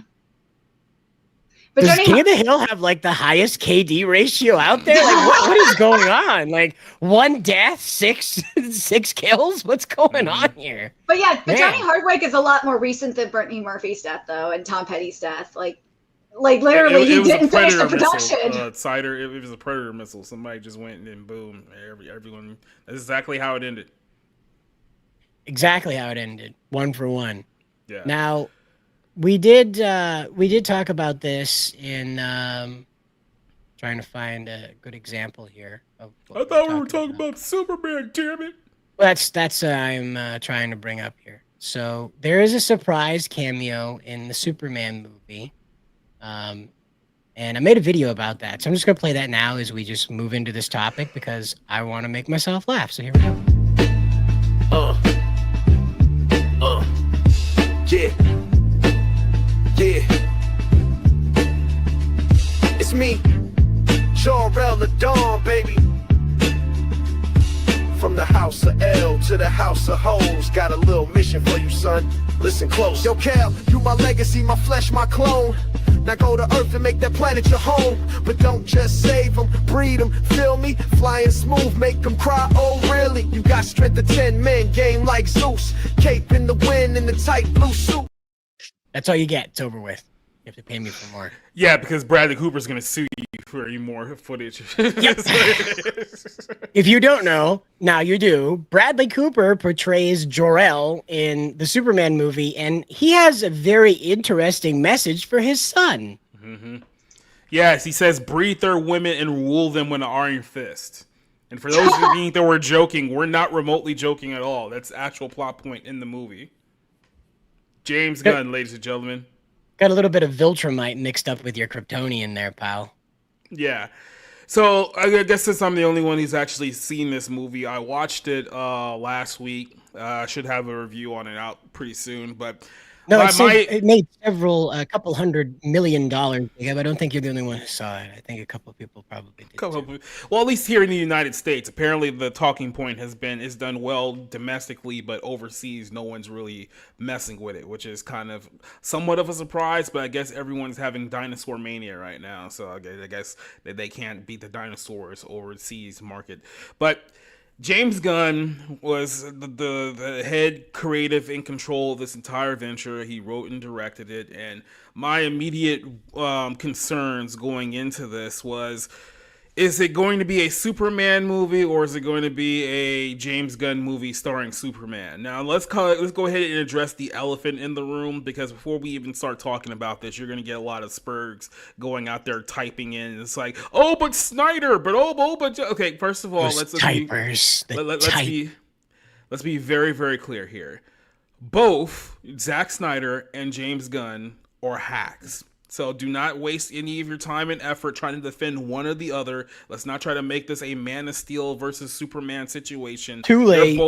They're both terrible. They're both objectively terrible. We saw all the Zack Snyder Netflix productions. They all stink. He's not worth dying on the hill for. I hate to break this to you.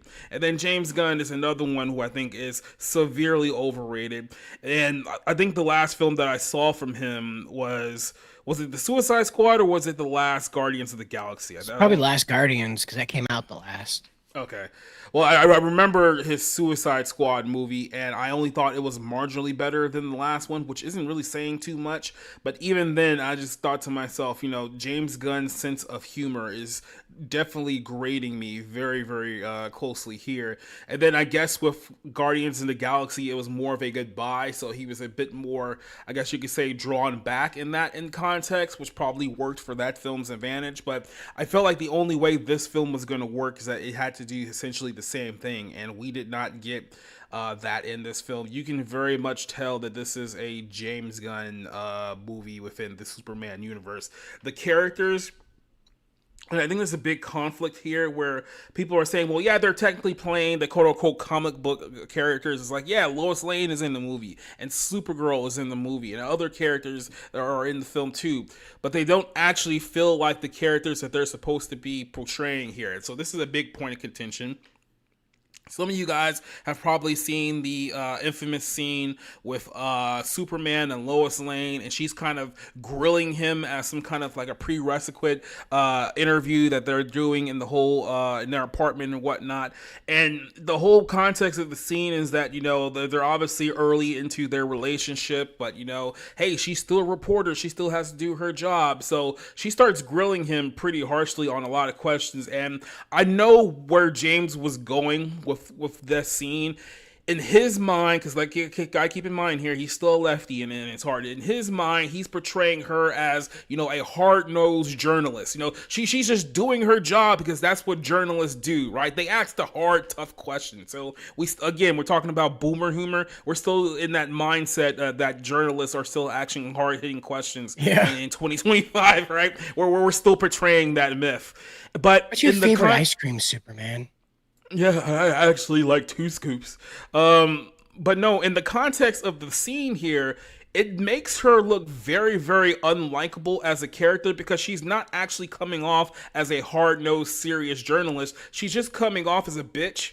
And I don't know that that's, what he was going for in the context of that scene, because very early on, she comes off as a very bitchy, unlikable person. And I think it takes about maybe the second half of the movie before she starts resembling the Lois Lane that people are more familiar with. But that's not the way that she's portrayed early on in the film. And a big thing with Hollywood over the last several years, and this has been a recurring problem, is the unlikable female protagonist, where they're portraying you a female character that they want you to like. However, their personality is revolting, and it has the opposite effects with audiences. This has been a very, very common problem because, like I said, a lot of people in Hollywood haven't really come to the realization about just how unlikable they actually are. So they present something that they think is going to be likable, which is basically off-putting to everyone else, right? I think that was a big conflict with her character.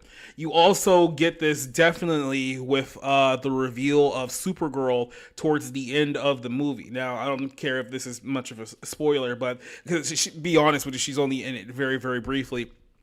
They have Supergirl in the movie, except for they're basically portraying her as I'm not even being hyperbolic about this, a drunk whore.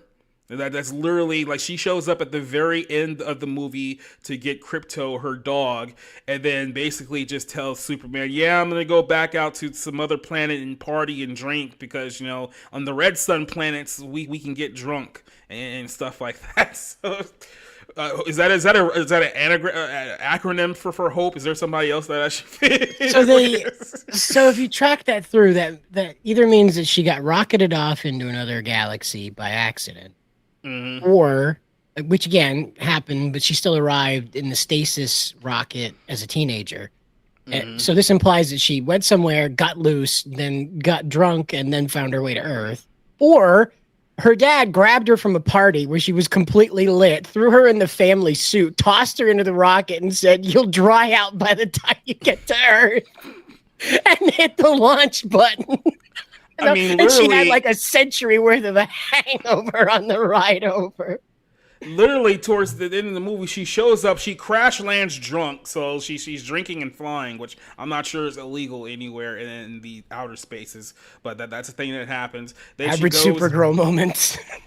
Because the recurring joke in the film is that even though Superman has this close relationship with Crypto is like completely uncontrollable, like doesn't listen to like a single thing that he has to say like whatsoever. Like he has no control over this dog like whatsoever. That's just a thing that happens like time and time again. Then you find out that it's because the dog is hers and she's also drunk and uncontrollable as well. And then she literally shows up for like 5 seconds and then says, "I'm gonna go out drinking again. See you later, bitch." And that was the actual line in the movie. That's not even making it up. Like she says that.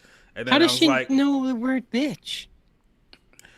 because it's funny, because it's James Gunn's style of humor that gets inserted into the character. So now everyone, I'm going to say everyone, X or Twitter, however you want to call it, they want to see a solo movie with the drunk whore character because I'm pretty sure she reminds them of one of their best friends and or themselves. So that's usually a good sign to go to with a lot of this film as well.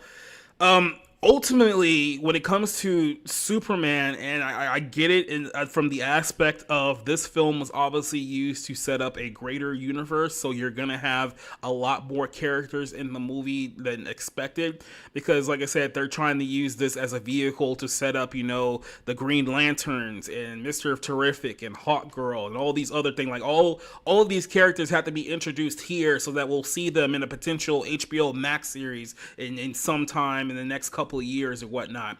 But at the same time, it doesn't really feel much like a Superman movie at time because they're just so cuts so much focus onto other characters. He kind of feels secondary in his own movie. Like there's literally a scene where he's kind of like all depressed and there's like literally a battle going on like in the window of I think it's Lois's apartment, and they're like, "Do you want to like go help that?" And it's like, "Oh, don't worry, it's just a lower interdimensional imp, like they can handle it by themselves." And so there's like a whole fight scene happening in the background where they're supposed to have like this huge like emotional like almost come to Jesus moment when he realizes that his parents were kind of trash, which is another interesting twist in this James Gunn movie. Again, Kryptonian spoilers. parents. Kryptonian parents.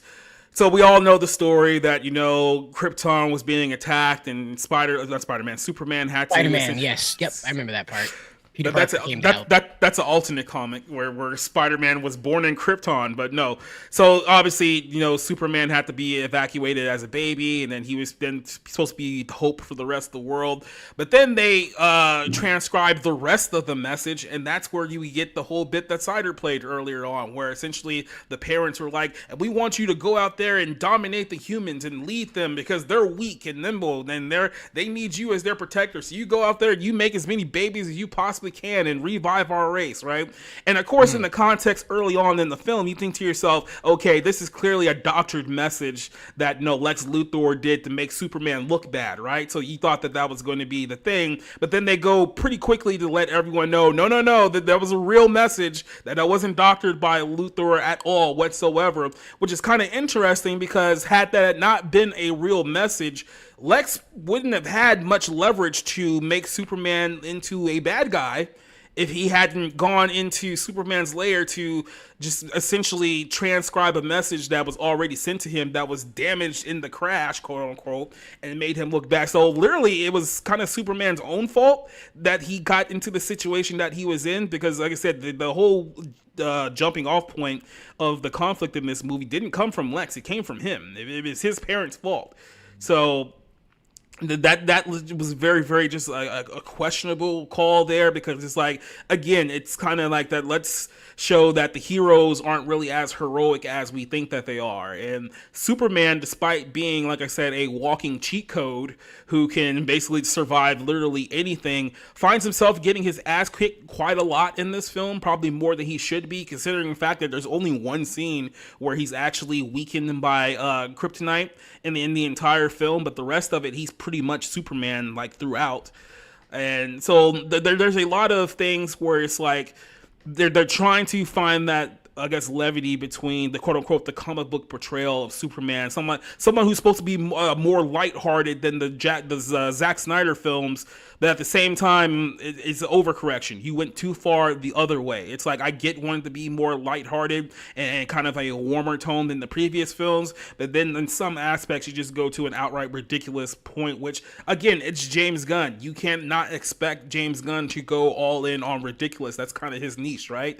So this is the conflict of having, again, putting James Gunn in charge of this entire universe is one decision, but then having him be the person to lead the vehicle for this movie is a kind of another one as well. So is this better than Man of Steel? Is this better than that movie? Really, is it really that much better? I mean, which one is really truer to the Superman thing? I know everyone bitches and whines about the scene where it's like, oh, his dad told him not to save him from the tornado, then he died, and I get it, that's dumb. There's a couple of dumb scenes in this film too, so we can't just like completely look the other way here. So I don't know. I mean, it really just depends on, if you like lighthearted and goofy, then you'll probably enjoy this film more. If you want something, I guess, a little bit more serious, like Snyder was going to take it, maybe you'll enjoy that one more. They're both kind of mediocre, and that's why I said my overall review of this film is essentially James Gunn rises the bar to mediocre, because it wasn't like the films were good before this, and he just made a mediocre film from a universe that has been notoriously bad for the last 5 or so years. So if that's your bar, that's about as high as this bar is going to go. That's all I have to say here. And if you guys have any questions regarding things that you were looking out for in the movie. Well, I noticed something. I know who Superman's real dad is. Mm-hmm. It's Beekman. Talk about a crossover event. You tell me. Who's the real Jor-El here, huh? Who's the real Jor-El? Yeah, Superman is Beekman, son of Beekman. Yep. James Gunn would absolutely make that movie 100% with a handheld Sony cam. Well, people were describing this movie as like James Gunn's like therapy. Oh, well. Yeah, they're just so. There's some it blurs the line of thinly veiled to not so subtle political takes if you're paying attention to them. And the reason why I wouldn't say it takes away completely from the movie, because let's put it to you this way. Some people are arguing online about, a certain scene in the film that either mirrors obviously the US-Mexico conflict as well as the Palestine-Israel conflict, right? But it's just so subtle enough to where it's not hammering you on the head, but if you're looking for it, it's going to be there. So if that bothers you, if you put it this way, if you notice people saying that, oh yeah, this is definitely Israel and Palestine, and some people are saying, oh, you're just reading into it. It's not really them reading into it. I think he gave them a little bit of a breadcrumb to lead them to that direction if they so choose. So there are elements to that in the story. It doesn't, like I said, go so heavy-handed that it completely kills the movie or anything like that, because like I said, it's there and then it moves on. It happens a couple of times throughout that film. So you do have a little bit of that sprinkled in there as well. And then to me, the whole, I guess you can say, second act of not second act, but kind of the second half of this movie is very, very convoluted in how this whole thing comes together. Essentially, like I said, Lex Luthor is driven by insane, I guess you could say, xenophobia, if it makes you feel good, because, Superman's an outsider. He's making him feel inferior, and because of that, he must die, and that's his only motivation, is that. And I get that that's kind of a parallel to the comic book series, but at the same time, it's like, you got to look at it from this way. It's not like, there was a set build or a set story leading up to this, because this is essentially a new introduction to a new Superman. Like, we don't know anything about his universe. We know the character, but we don't know the setup to this specific universe here. At the same time, it's like you got to at least lead people there to, okay, this is the genesis point. Or if Lex and Superman already had a history leading up to that, you got to kind of show that. I don't think they did a great job of showing it. It was just like, well, Lex Luthor is his number one villain, so that's what we're going to go with right off the gate. And that's how it is. Now, to say this, Did not think that Nicholas Hoult was a bad Lex Luthor in any stretch of the imagination. I just felt like that, his motivations were just a little bit cloudy. Like, I know what James Gunn wanted to portray. I'm not sure if that got portrayed well in the film itself, but I didn't think that he was bad. Oh, yeah. And I'll be honest with you, I don't think that any of the actors were particularly bad in this film either. Like, I think that the writing of their characters were bad, but I don't think anyone particularly gave a bad performance. So my sticking point with this film is the writing of James Gunn, not particularly the performance of any of the actors in the movie. Yeah, people were saying that Corner Sweat really did a good job with what he was handed. People were saying that Corner Sweat did a good job with what he was handed.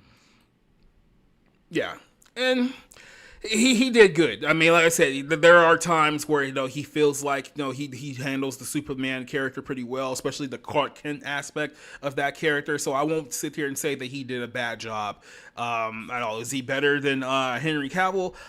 We need to see a little bit more from him to see if he has any of the likability and star power that Cavill has. But like I said, I don't think he did particularly a bad job in this film. So. Well, I look forward to his cameo in the next Shazam movie. Right? There's another Shazam movie, right, guys? Right? There's another one, right? Right? Oh.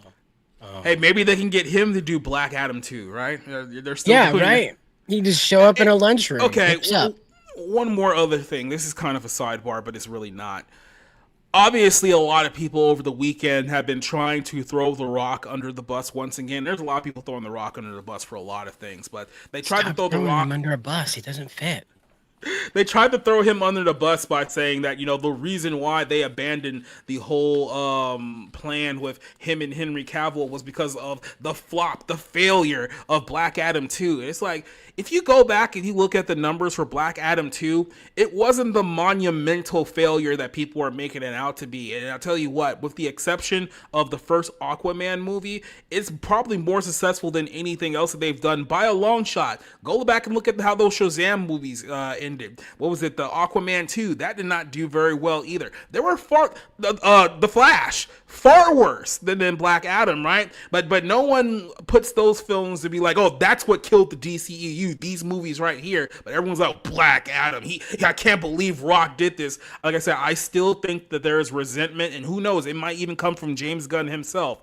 There's still resentment that when James Gunn took over, The Rock wanted to essentially hold on to his dream of having his Black Adam versus Henry Cavill Superman. So he tried a power play to go directly to David Zaslav, and then some of the quote-unquote insiders and Warner Brothers got very, very butthurt by that. I wonder who that could have been, James Gunn. And as a result, they've just been frantically throwing him under the bus as if somehow the entire fault, the entire collapse of the DCEU is solely on the figures of The Rock, who, keep in mind, drew $400 million worldwide with Black Adam. Not very many films in the DCEU got that mark. So let's just make it clear. The Rock didn't kill the DCEU. It was already damaged well before he got there. And matter of fact, if it was in a better position, Black Adam probably would have been far more successful. So, well, you gotta remember, we have these dueling shots now, so I can't say that Black Adam didn't leave its mark. Yeah. Oh, that's the other thing too. Somebody mentioned it too. And keep in mind, they went at bat for the Flash. Like they literally dove on a grenade to protect that movie and to protect everything going around with that film. But The Rock's the one you guys are going to publicly throw under the bus? Really? Or are we going to pretend like there's nothing nefarious going on behind closed doors? Yeah, right. Exactly. All this talk to defend Ezra Miller. But. But The Rock's the problem. He's the bad man. He's the bad man. But again, there's been a lot of conversation about Superman. There has, but there's also, and I just sent this to you, Cider, with the latest trailer for Fantastic Four, because that's coming out this month as well.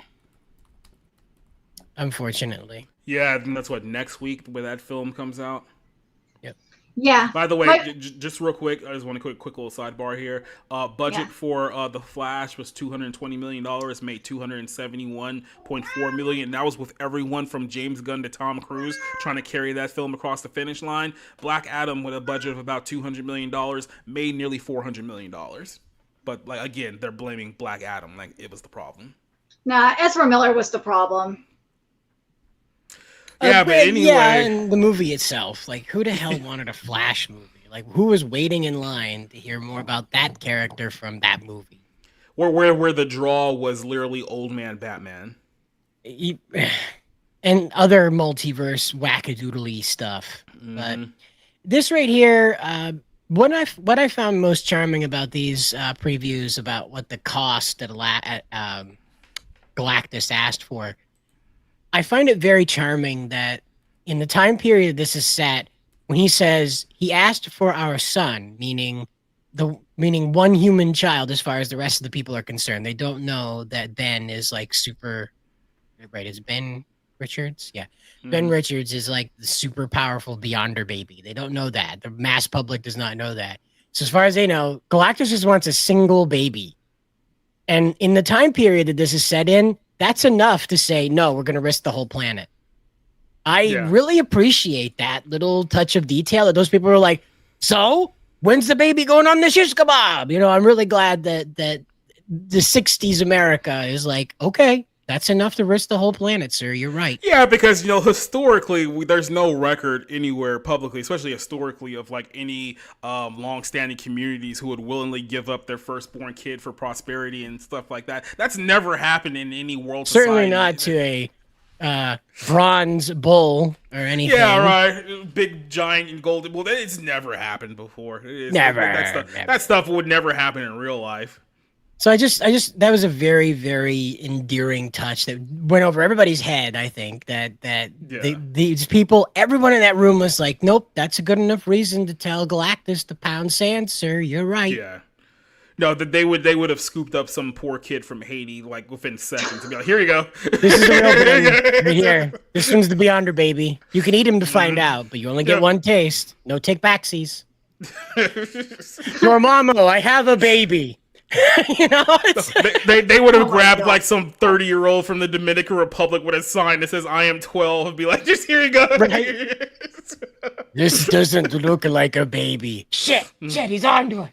No, look at his Little League card. He's totally 12 years old. Yeah, right. This is they grow up fast. They grow up very fast on Earth, sir. It's the climate. The climate makes them grow faster here. Right. Because climate change changes the children. But it was a very good touch to it. So I like the emphasis on family, that the whole reason they find out that Sue is pregnant is because they're late to dinner on Sunday. And I like that. Ooh, I remember dinner on Sunday. We got a new Street Fighter casting. Yep. Yes, we did. Hold on. Here's the link for that. The Fantastic Four here for a second, because sure. My issue with the Fantastic Four is that this look, as far as the story goes, I'm pretty sure that it'll be just like every other 3 out of 5 Marvel movie that's come out in the last like 5 to 6 years. Like I'm not expecting anything spectacular out of this film. I'm not very enthralled by the cast of this movie, and I know at this point everyone's sick to death of Pedro Pascal because he's in absolutely everything, and he still has I think 2 to 3 more films that he's going to star in outside of this movie, outside of the 2 or 3 films he's already been in so far this year. So they're shoving his face in literally everything, and it's getting to a point far past annoying. So when I see him in this film and he's supposed to be the feature, he's the guy, he's Reed Richards, he's literally the man behind the entire team, and it's just like I'm just at a point where I'm just sick of watching his face. Like I'm sick of seeing his face shoved everywhere. It's like not only on all of these films that are coming out this year, The Last of Us, all the other movies that have been out the last several years. It's like there was a movie about Nicolas Cage that came out a few years ago. Guess who was in that movie? Pedro Pascal. It's like I'm just at the point where we've hit Pedro Pascal fatigue, and I'm just like, okay, I'm done. Pedro Mania. And look, people are like, oh, but Vanessa Kirby, don't care, do not care whatsoever. Vanessa Kirby is not going to outshadow my contempt for Pedro Pascal at this point. So, well, remember, yes. like people had their fan casting for Reed Richards kind of fulfilled in the Doctor Strange movie, and people are still pissed that they didn't bring him back. Like they would rather have him. I can't remember his name off the top of my head than Pedro Pascal. What's his name? John Krasinski. Yeah. Yes, that's what it is. Yeah. Thank you. Yeah, and John Krasinski, far more likable than Pedro Pascal by a lot, not even close. But I was like, nope, that's just going to be a one-off cameo somewhere in the multiverse. You won't see that guy again. Now, Pedro, he's your guy, because he is the future face of masculinity, don't you know? It was like a total bait and switch. Mm-hmm. Space masculinity. Yeah. But by the way, that's a psyop that you guys just need to stop with right now, because no one's buying it. Absolutely freaking no one is buying this. Just stop. Oh, Pedro being a symbol of masculinity. I was like, well, it can't be space. It's out there. But by the way, I love that their only effort to make this feel like it's taking place in the 1960s is to put the men in like Tom Landry hats and then just give all the women the beehive. The beehive, the beehive for. It's the 60s. Everybody dresses old-timey, don't you know? That's how you know it's the 60s. All the extras look like Tom Landry and Peg Bunny. That's basically where we're at. Yep. Yeah, really. That's the truth. Mm-hmm. They might be like AI'd in there too, so you don't know. You never know. You do realize that by 68, people were wearing suits, right? Like the full-fledged suits. that you was don't understand, mister. This ran right up all the way up into 1981. Mm-hmm. You see, in 1981, the Japanese came through with the Walkman, and then everybody decided to stop talking like this, just simultaneously. Yeah, this apparently is 1938. So, yeah, apparently Pedro Pascal was very good at the mid-Atlantic accent, and they did not want to use that in the movie after he was using it on set so much. Oh, and they hired someone to have him learn how to do this accent too, and they're just like, nope. Nope, that looks dumb coming out of your face. Stop it. Don't do it again, or you're fired. He was also in that terrible Wonder Woman Part 2 movie that came out a few years ago. So he's been in just a lot of things that people don't like. People don't like. Well, I think Indian people will like this one. I've never heard of this guy. This is the new Street Fighter casting. This is Vidyut Jamwal. Okay. And he's going to be playing the role of Dalsum. I don't know what to think about this Street Fighter movie now, because like I said, now that you've put Cody Rhodes and Roman Reigns in this movie, like it makes me think you're not taking this seriously. So like, why should I get excited for this film now? Like, that's kind of the conflict that I'm having with this whole situation at the moment. I guess they heard you and they were like, well, we better not add in another WWE persona. So let's go find a guy all the way from India. But it's good that they chose him to play the Indian character. Yeah. I think they just, if I'm not mistaken, I think they just hired some New Japan Pro Wrestler guy to play E Honda in the film. I think that's another recent casting decision. I'll try to find a link to that, but I'm pretty sure that just happened too. So there are now going to be 3 pro wrestlers who are in this film. 3 pro wrestlers who don't have a lot of acting prowess. Let's just put it that way. So it's a Street Fighter movie. I'm not sure that anybody other than Bison needs to be chewing up the scene. So yeah, but that's assuming that you can get, Bison to chew up the scene, though. That's true. The guy that they chose for this probably going to be able to do it, but it's one of those, who's directing it and what they want to accomplish. Because we're definitely not going to get flying Skechers this time. That's not going to happen. As much as we want, we're not going to get flying Skechers. Why not? I want flying Skechers. Maybe they'll have de-aging. Maybe they'll over-age him. Digitally age him. I don't know. I don't think that's gonna work out. Who's this guy? I'm literally trying to figure that out right now because I had his name here a second ago. Then for some reason, Jacob shows us a picture of a random gentleman. I'm not sure I want to guess the ethnicity of this man. I will most likely get it wrong. He is in fact Japanese. So okay, there we go. Yeah, so you don't have to worry about offending the Koreans. I was like, if I guess Japanese, this is Donnie. Who is the guy with Machete? Who's the guy who played Machete? Donnie Yen? Donnie Yen did not play a Mexican man with a machete.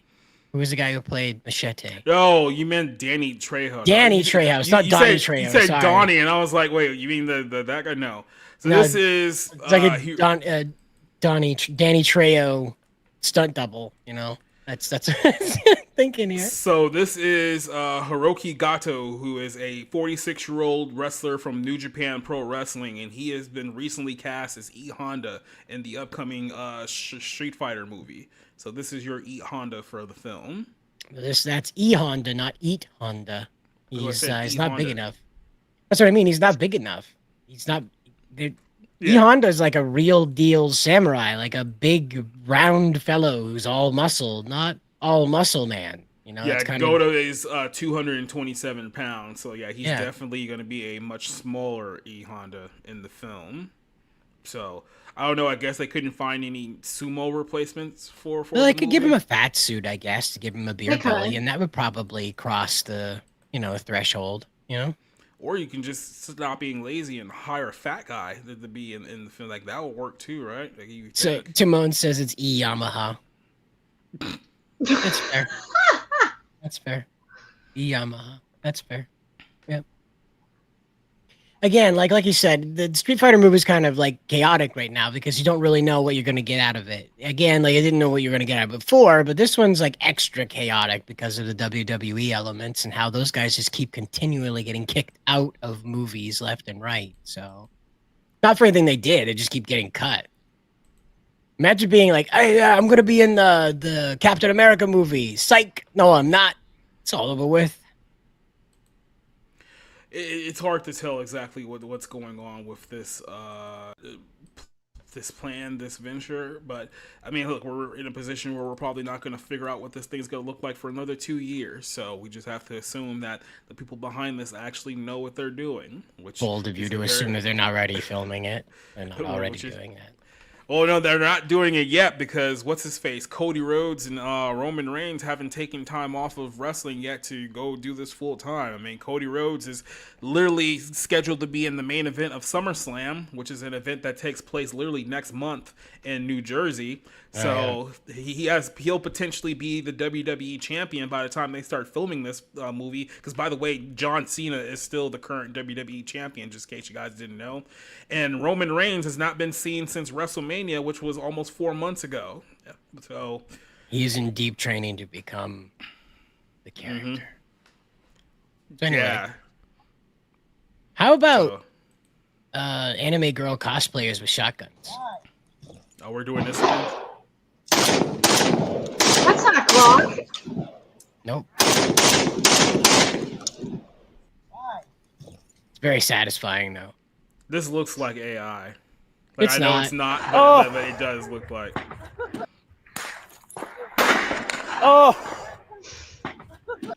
When are women ever going to figure out the risk control of a 45 caliber weapon? Like, yeah, right. how many You know, times just do you come on, ladies. How many times are you going to yeet yourself in the face? Nope, that's a different one.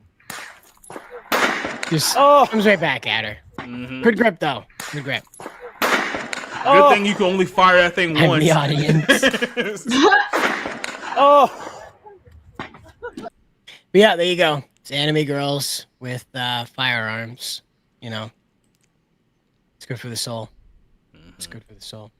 There's a lot happening out there in the world, and we talked about quite a bit of it right here. But there is something I do want to bring to everybody's attention, that we are going to be getting AI-driven video games that you can just make yourself.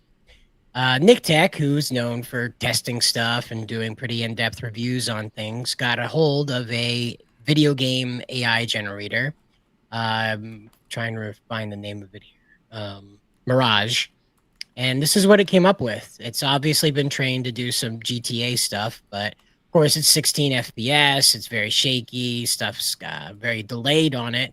But this is like Will Smith eating spaghetti when we were generating movies of it, is how he explains it. This is very early stages of making these video games out of just a prompt. Now, apparently, you can take a screenshot and you could turn that into a video game as well. So here's a whole new level of piracy where you just take a few screenshots from a trailer and you make your own video game out of that. I guess everyone's going to be on universal basic income soon, huh? That's kind of what we're looking at. Right? It's unavoidable. I mean, this right here is he's just got like four lines of prompt there, and this whole game was built out of that. I wonder if the Justice Department's going to take it down like they did with the other pirate websites. No, I Or don't the think so. FBI, excuse me. Because this is a real deal AI video game generator. So it's been registered. It's either its assets have been cleared or it has some type of legal defense for it because it's in its beta right now. The second they can, get their graphics outside of the PS1 era, like it's over. Well, most gamers will tell you that's not a big issue for them. It's just how herky-jerky it is. And I said in the video that I made about this that if they just wanted to make a game about like tripping on drugs, having a bad acid trip, this is great for that because like the controls are delayed apparently. You got all kinds of You can make Heroin Hero on this. Sure, like I got a bad acid trip. My heroin dealer laced my stuff with Drano. And now you have to try and catch the dragon, but you can't catch the dragon. Right, you just phase through it. And there you go. There's the game. You don't even need to worry about graphics at that point. The more it breaks down, the worse it looks, the more drug trippy it is. So, but this is like that Sonic Adventure 2, where you'd go running down the street and everything was sort of a PNG. You couldn't interact with anything. You were only able to like interact with the stuff you were meant to like jump around on and whatnot. He's just running through buildings. Mm-hmm. I love this. But there it is. That is a whole cloth from text prompts. GTA, I can hear like the San Andreas like mission complete theme are going off right now as he's walking down the street. Love the Dreamcast. Yeah, it's pretty close. Defective Edition 2.0. I don't know. I mean, again, like this is the very early stages of it, and just like how fast the Will Smith video generator evolved, this too will evolve really, really fast. Yeah, of course, as always, the main issue is compacting this stuff down into something, and the AI is just not good for like super long form stuff. You could probably make a pretty tight level 1, pretty tight semi-open world that has like one overworld sort of thing, and you'd have to generate another game and tie it in as another level somehow. But yeah, it is definitely very limited at the time. Very limited. No, not really. They're pretty delayed. There's stuff happening in the game. Of course, sound effects aren't possible at this time. Interacting with other characters isn't possible. But as you saw, there are NPCs walking around, people who are driving, regardless if you phase through them or not. So again, we were talking. But real quick, before you finish this, we were talking about Spider-Man earlier. Tom Holland came out with a quote about the upcoming Spider-Man movie, about the kind of film we can expect from it. Okay. He says, I'm obviously over the moon and so excited. We were really restricted with what we could do in the last movie because of COVID. We shot the film on stages. Now we're really going to lean into that old school filmmaking and shoot in real locations, which is why we're starting in Glasgow. We are going to use the streets of Glasgow for this massive set piece that we are putting together. It's going to feel like making Homecoming again. It's been such a long time that I've done that. It's going to feel like a breath of fresh air. I think the fans are going to be over the moon with what we're putting together. I guess. If the rumors about Sydney Sweeney playing Shadowcat are true, then yeah, they'll probably be over the moon over that. But another Peter Parker has trouble with Zendaya movie, probably, I don't know. Get it, guys? She's not really MJ. They just call her MJ. Get it? Again, she seems to be kind of like there. Like I don't fault her for like being casted there. It's not her fault that she was casted in there. I just kind of feel like she's there. Like Peter Parker has a girlfriend, guys. She's right there. Like he erased the universe to get her back. Let me ask you right this. There, dude. His girlfriend's right there, dude. Right there. Let me ask you this. In all of the movies that they have been in so far, have they had any on-stream chemistry in any of them up to this point? Even though they're dating in real life, which is, I think, even more hilarious. Mm-hmm. Well, remember, that's Zendaya's boyfriend there. Gotta remember. You might know him as Tom Holland, but he's Zendaya's boyfriend. Just so you know. That's just you. If you want to find him, you search Zendaya's boyfriend. That's how you get him. Yep. But See, this is the problem, though, is that like somehow it just doesn't translate through. Apparently, they're going to be getting married or something, but for whatever reason, it just doesn't translate through on screen. Even way back when they first tried this, when he was rescuing her, it was just sort of like happening for them, you know? One of the things that set it apart with the Kirsten Dunst one, you can feel however you like about Kirsten Dunst, is that she legitimately felt like she was concerned with Spider-Man. Not Peter, Spider-Man. She legitimately felt like concerned with Spider-Man. So I don't know. Just one of those strange things. I didn't bother the ones with Andrew Garfield in them. It's not that I hate Andrew Garfield. It's just that style, for whatever reason, just didn't capture me. I don't hate it. It just didn't get me. Well, there was real chemistry with Emma Stone and Andrew Garfield because they were dating in real life, too. That's weird. That keeps happening. The last two Spider-Men were dating their female romantic on-screen interest. That's weird. But I think it's just weird that you don't see the chemistry with Tom Holland and Zendaya like you do with Andrew Garfield and Emma Stone. I legitimately can't tell you what that problem might be. You know, Tom Holland's a funny guy. Yeah, I was say, weren't they dating too, Andrew and Emma? Yeah, at the time? Yeah, they were dating at the time, and it really helped with the chemistry, the on-screen chemistry. But here it doesn't. It's weird. Let's even pull it back even a layer beyond that. I'm just gonna be completely honest with you. As actors, do Tom Holland and Zendaya have any real charisma on screen?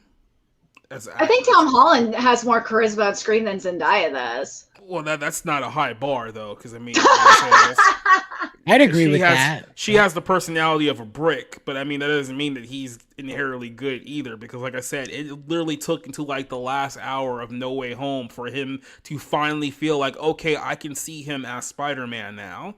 But even though this was like his, fifth appearance as Spider-Man up to this point? Again, I think Tom's issue. I'm having trouble with names tonight. I'm sorry. I think Tom's problem here. Big time Timmy Jim. Yeah, Timmy Jim and Donnie Trejo here.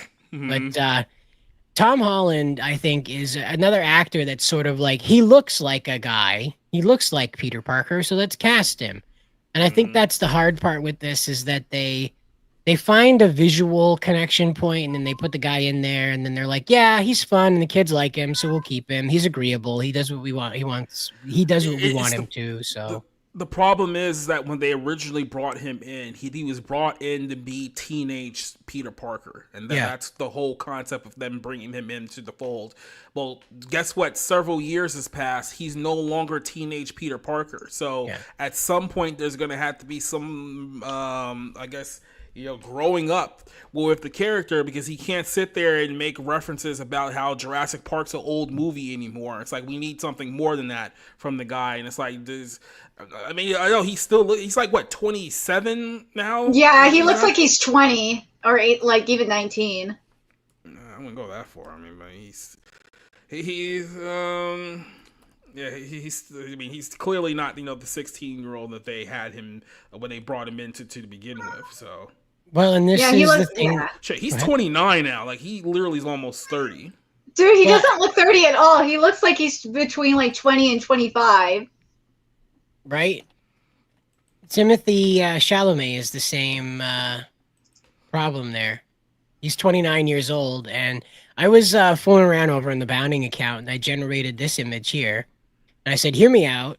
I think Timothy Chalamet would be a great choice for Superboy Connor Kent. And like, everybody was like, rah, rah, rah, he's I don't like him. And of course, I'm half-hearted on this. People weren't throwing bricks and rocks at you. Yeah, they were very unhappy with that casting. But the thing is I just looked at him and I was like, he's going to stay looking like that for a long time still.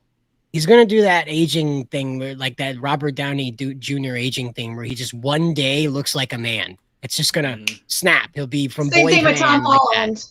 Yeah. Same with Tom Holland. And so you've got probably another 8 years of Timothy Chalamet looking like a young adult, like a late teens, early 20s guy. He before turns like 30 this year, so. Right. So you got him to like he's like I think Robert Downey Jr. did this. He like turned like 42, and all of a sudden he looked like he was dad. All of a sudden he was like boom, went from bro to dad like that, you know. And I think that's what Timothée Chalamet would go through. Again, I feel however you like about Timothée Chalamet. I am going on what he looks like. Okay, that's all. And so like on screen, he has the jawline that Cornerswet has, but his brow line and eyes look evil. They look menacing, like from Nicholas Hoult. So that's why I was looking at as like if he's meant to be a merger of these two people, this Superman and this Lex Luthor, he looks like it. That's all. That's all. Don't kill me, okay? No, you hurl bricks at him. Yeah, right. Hurl those rocks, damn it. A couple people replied with "burn him" and was like, "Oh, geez." But I did also bring this one up too with the bounding audience that I thought was really important. Is that I don't believe James Gunn when he says licensing is what's keeping us from having a Static Shock live action movie or anything present in the DCU about him. I think it's royalties. They don't want to pay royalties to Dwayne McDuffie's widow, and so they just cut him out completely. Yeah, no, I mean, that's a big thing with the industry. We were kind of talking about this over the weekend. It's like there's a lot of shows. I think Paramount's a great example of this because there's a lot of drama going on Paramount at the moment. But Paramount has a multitude of shows in their video library that they outright refuse to release. It's because in order to release them and put them on like Paramount Plus or whatever, they would have to pay royalties to a numerous amount of people. They just don't want to pay those. So they're just going to bury them in the vault for good because they're not going to pay a multitude of actors and singers and sports stars, whatever the case is, because they appeared on a certain show. They want more money. They're not going to do it. So if you're wondering why stuff like TRL is never going to see the light of day on Paramount Plus, that's exactly why. Well, and again, I mean, like it's the royalties, in my opinion, because the royalties are constantly the thing that they don't want to pay, and the only way that you're going to be able to use the milestone characters is if you pay royalties to the McDuffies. Then again, at the same time, you got to look at it from this perspective too, and this is going to be a tough pill for a lot of fans to swallow. Maybe it's for the best that they're not in a position where they can make another Static Shock. Do we need Black Lives Matter Static Shock? No. Do we need a Static Shock movie written by Ta-Nehisi Coates and directed by Ryan Coogler? Do we really need that in 2025? So maybe consider it a good thing that they can't remake these movies right now. Well, some people would say Ryan Coogler should be directing the Static Shock movie. Again, like I said, it may be a blessing in disguise. Well, and to the tune of that, I also went out and I said, well, why isn't Terry Crews, got that name right, why isn't Terry Crews playing Steel? Because Shaq ruined that character for every actor for the foreseeable future. I don't think so. I don't think anybody even remembers that movie outside of hardcore cinephiles. I don't think anybody remembers that movie. See, I posted about this, and like a lot of people were like, they did reply with that, but like the majority of people were like, yeah, this is a really great idea. I'd love to see that movie. Like he played this kind of serious, semi-serious character, mostly serious character, and everybody hates Chris. And that's why I think he could play John Henry Irons pretty well. Again, like he's in his late 50s now, so again, it's not going to be like a role forever. But John Henry Irons doesn't do a hell of a lot. He swings his hammer and he solves tech problems. He's not out there kung fu Power Ranger fighting and stuff like that. And the other part of it is he's got a metal face, so you can put anybody you want underneath that. Yeah, like I said, it's just one of those characters that, they just haven't touched in like 30 years because, like I said, the only attempt at a Steel movie they've ever did was with Shaquille O'Neal. And it's like, oh, he's black and tall, let's put him in this movie. And then that's as far as they planned it out. Yep, that is quite literally as far as they planned it out. Because as you remember, the final showdown is in a warehouse, and for whatever reason, they decided the wheelchair lady needed to go in there with her missile-launching wheelchair, by the way. Just kind of put that one the together. woman in the wheelchair just turns her chair into like the Megazord and starts like shooting projectiles at Steel. My favorite part is that this nefarious warehouse where all of this video game based criminal networking is happening, where all these crime bosses are gathering together, just so happens to be wheelchair accessible. It's very handy. It's very handy when your bad guy meetup place is Is handicap accessible? Yeah, Xeno's having a hard time right now. He doesn't want to hear about Yeah. steel. Doesn't want to hear about Zeno, we will transport you to a Korean restaurant. I swear to God. Zeno, be quiet. Yeah, they're gonna send you to PF Chang's. They're gonna dip you in yum yum sauce. I swear. He's very talkative today, obviously. Mm-hmm. He's not starving, is he? Hashtag starving No. cat. No, he's not. He's a piggy kitty. He's had too much food. You don't need any more. Well, speaking of starving, we do have some information about what's going on with the FBI. So, the FBI had some really awesome news over this past week, really awesome, cool news that's just so great for everybody everywhere. So many people were happy about it. Well, did they find out that there was more feds on 4chan than they previously realized? No. It's the Epstein thing. It's a joke about the Epstein thing. But yeah, right. You were on there too? Wait a minute.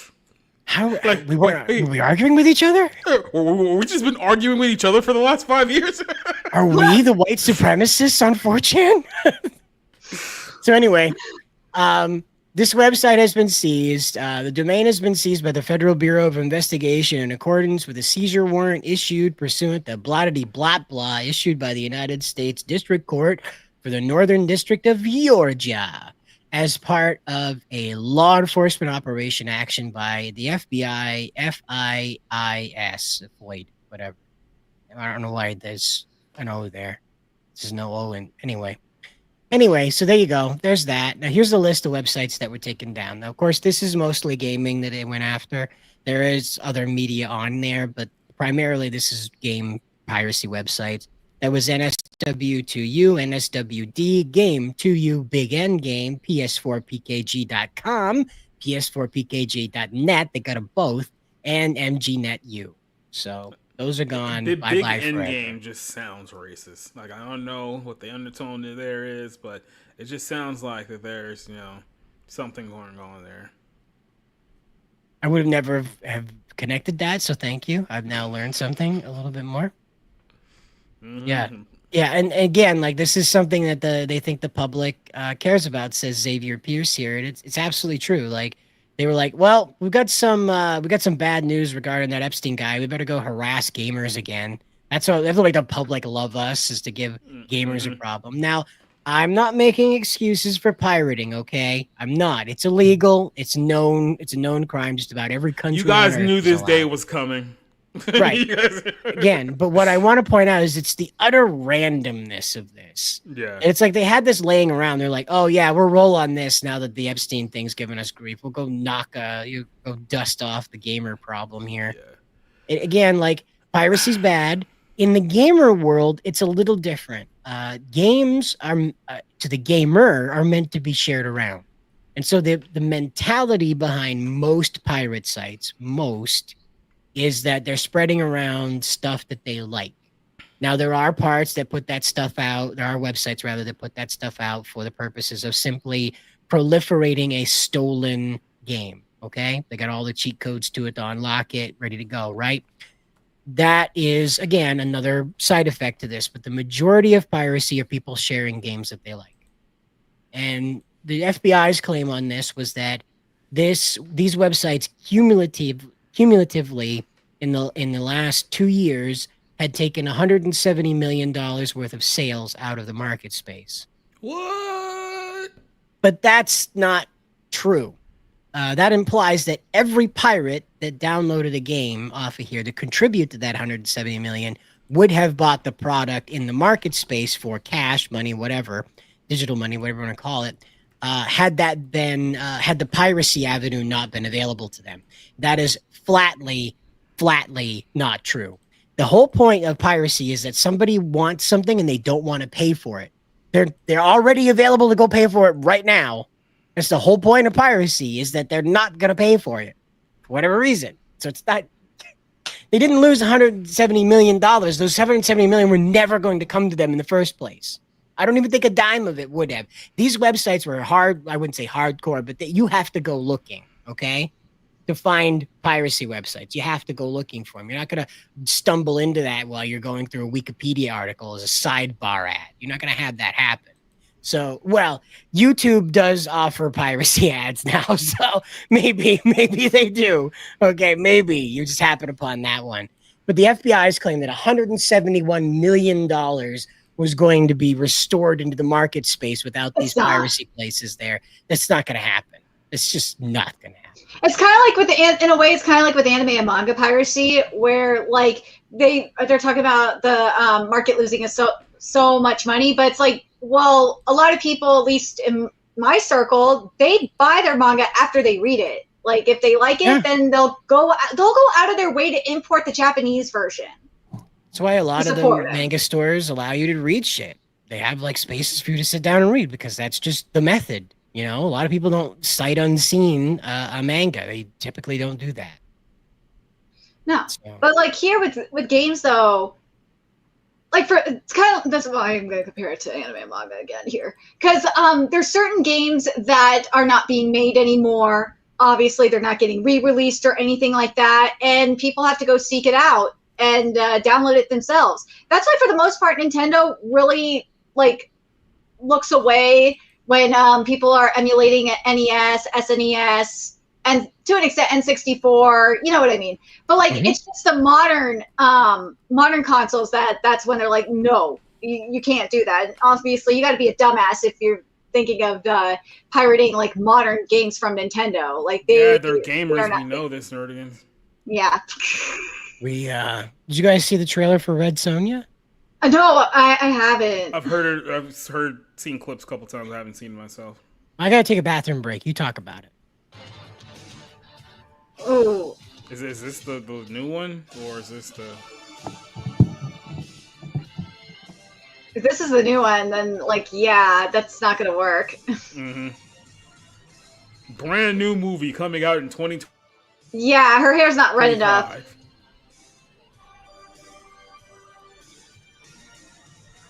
Are we sure this is the trailer? Because if it is, like, that's just bad. Yeah, that's not it. That's not the trailer. Well, the good news is that either Cider's playing a gag on us, or he actually just played the wrong clip, which makes it even funnier. I think he did. I know, right? So he's gonna like, nah, that ain't Ren Sonia. I've seen like clips of the trailer, and I'm like, yeah, that ain't Ren Sonia either. Like, she's not muscular enough. So now Cider's in the bathroom listening and just realized he's playing the wrong clip. He's trying to quickly pee so he can run back to the computer. Like, fuck. Oh my god. It'd be great if I had actually seen the Red Sonia trailer so I could at least make a commentary of like what is in it, but I haven't seen it yet. So we're just gonna watch this lovely clip over and over again. I wonder what she looks like in 2025 if she didn't die from cocaine somewhere in the last 30 years. Oh god. I don't know if you guys realize this. If you ever go back and you watch Baywatch, basically all of them have aged like milk. Yeah, like Pamela Anderson especially. Oh my god, she has aged horribly. I mean, one of them has like basically like weird new age tattoos sleeved all over their body, and then obviously the other one did cocaine and fell out of Hollywood, and the only ones who are still left are the ones who are trying to be like fuckable at like 55 years old, like Carmen Electra, and it's just like off-putting. Yeah. It would be hilarious if like Cider's taking a poop right now. Oh my god, I would fucking die if that was the case. Oh my god, that would be freaking hilarious. Oh, I said this in the in our Twitter DM chat that Lena Dunham is still getting work. I do not know how the hell she is getting work. I thought you were going to say she's getting bigger because yeah, she is. Yeah, she got fatter. If you look at the trailer, she definitely got fatter. I mean, there was some point in the last couple of years where she had actually lost a little bit of weight and started looking good, but then she's one of those people who think that she has to be fat because she's trying to portray body positivity. So now she's gone too far the other way, where she's clearly like way over 300 at this point. Oh yeah, for sure. But part of me is like, this is kind of karma for, you know, what happened with her sister. That and a multitude of other issues. Hey, Cider, welcome back. So yeah. Did you were you just punking us, or like were you gonna actually show us the Red Sonia trailer? I don't have the trailer in front of me. I Oh, was bringing that up because Red Sonia it was a really boring trailer. It was fine. We were burying you for the last 2 minutes anyway. So Okay. Well, what was the problem with the Pocari sweat? Come on, who doesn't want some Pocari sweat? You know. Can somebody figure out what she's doing now in 2025? Can we find her? So there you go. There's your Red Sonia thing. Yeah, she's too small. She needs to be a lot more muscular. It's boring.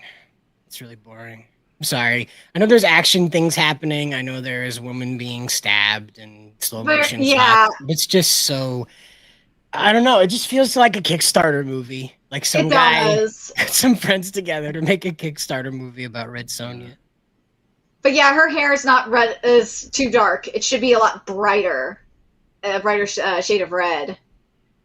But yeah, like her name is Red Sonia. Damn it. Yeah. Yeah, it does have that B movie vibe that may have been unintentional. Because if you're gonna, Red Sonja is kind of like one of those B movie sort of. This looks like a plot. made for Tubi movie. Like this It looks totally like it does. This looks like it was definitely like made for like part of me was gonna say Netflix, but it's like no, not even. If someone Netflix. were to tell me that you spend more than $10 million on this, I would immediately accuse you of money laundering. And that's why the Pocari Sweat ad is way better. See? Mm-hmm. It's way better. It had a panther with glowing eyes. This one didn't. Yeah, the other one didn't. I just had some weird lady getting stabbed. This one's got a lady swinging a sword. She's doing the sword swinging.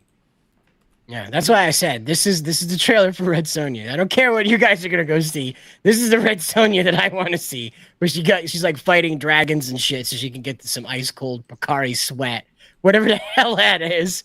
I don't know what Pocari Sweat is. It could be bath water from Japan for all I know. I don't know. Well, while you were gone, we were talking about how Lena Dunham still somehow has a career, and she's also gotten fatter. What's Lena Dunham? You don't know who Lena She's Dunham the is? grotesque woman from the show Girls that a bunch of miserable women watched in the 2010s. And she molested her. Put that away. Put that away. Man. But yeah, no, that's happening out there in the world. Was there anything else or? Oh, here, this is another Red Sonja trailer that I wanted to play here. So. It's sometime in the future. Yeah. The ultimate challenge. Crossfire. This is what Red Sonja should have been right here. Crossfire. You get caught up in the crossfire. What Red Sonja needs to be doing. Crossfire is the way to victory. That's right. Crossfire. Crossfire. Crossfire. You'll get caught up in it. Has there been a greater trailer for a more mediocre board game in the history of the world? Maybe. Nope. But something that might interest you, Jacob, is there's an update in the Blake Lively case that came out this morning that she won. Yeah. She says here Blake Lively wins ruling. Their disposition in Justin I can't Baldoni show case. that. Yeah. Variety says I need to turn my ad blocker off. And I don't care. So, I'm not doing that. But yeah, no, she's. I mean, is it really home court? Like, where was like Justin going to do it from? That was going to have him any better off than where he was, right? I mean, I don't think that it was much that she can do there. So, or much he can do there, I should say. I think Justin's finding out very, very quickly. It's like, yeah, I guess LA wasn't your best friend after all. Hey there, buddy. Yeah, how about that? Well, and I guess I just have some little bit of news right here then to tap us out here. We have just some dark news from Electronic Arts. It looks like Need for Speed is being shelved. So somehow they can't make a racing game about driving hot tuner cars through the city and drifting around work. Only Electronic Arts, ladies and gentlemen, only EA can't make drifting into a successful franchise and outrunning the police a successful franchise. Well, I mean, where are they going to add in the microtransactions? I mean, it's true. You got me there. They could. Well, They could add it with cars and stuff. Yeah, I mean, They could Ubisoft add- said yeah. Ubisoft said you have to have online connectivity so you can buy skins for your single player non-online playable game, meaning the game that you sit in your living room playing, running around Japan as a samurai, you can download skins. You can buy and download skins for that. Ubisoft figured it out, so I guess EA just can't figure out how to loot box that hard. But I'm sure there's a way we can make money off of this. That's pretty sure what they were saying behind closed doors. But that's the end of it right there. I don't have anything else. I think that brings us to the end of the show. Nerdigans, is your time to shine. What other last minute conversations you have here? That Guilty Gear, like supposedly, this is a rumor anyway, that the next Guilty Gear game got canceled. And they're not saying why it got canceled either, the source for Insider Gaming. They won't say why, and I'm just like, yeah, I gotta wonder if pulling that stunt and making Bridget trans to appease mainstream audiences was a good idea. The tourists. The tourists, yes. Yeah. Because they don't play it. They don't play the game. They like Bridget as a character and like transing him. That's all they like doing. What do you know? Miss Nerdigans, when the show is over, where do we find you? You can find me on Nerdigans Inc. on YouTube, where we cover anime and manga every day. And on Patreon, patreon.com/PackerGirl, I am covering a lot of summer anime. I'm covering My Dress Up Darling Season 2, a couple of Cuckoo Season 2, Dan to Dan Season 2, Gachi Akuda, Takapi's Original Sin, and Togenanki. That's what we're covering over there. And then in terms of bounding content, I mentioned it earlier, I finished up my Chainsaw Man article, so that should be up hopefully soon. I am working on the Kingdom live action article, and there's still a few more things from Anime Expo I got to finish up too, probably like the Jujutsu Kaisen story as well. And I still got to do the Will Smith story too. I just remember that. Oh my God. Will Smith getting into anime, which we talked about last week. So, of course, I'll be here again next week. I'll try to make it to Barroom tomorrow. And then, are we doing the Nostalgia Show this week? We should be. Yeah, I was off this week, so I had a busy Saturday. But yeah, we should be back this week. Okay. Because we still have to come back and do an episode of Slam Ball too, which, you know, you missed, Nerdigans. You missed the amazing sport known as Slam Ball because you didn't show up to our show last week, and we had an amazing time without you. So thankfully, we will be doing all the Slam Ball because we're trying to work out Slam Ball Fridays where we watch Slam Ball games from a long time ago, and hopefully we can show those to you because that would be a lot of fun to pretend that those are live happening right in front of us right now. Mm-hmm. We can all become Slam Ball fans. And you think it's funny. You see those guys running into the tramp. You see two guys in a tramp, man. Hey, we haven't seen any severe injuries from Slam Ball just yet. So who knows? The episode may surprise us. There is a very cool backflip guy who does a front flip and dunks. So, you know, you don't see that. You don't see that in regular B-ball. But Jacob, when the show's over, where do we find you?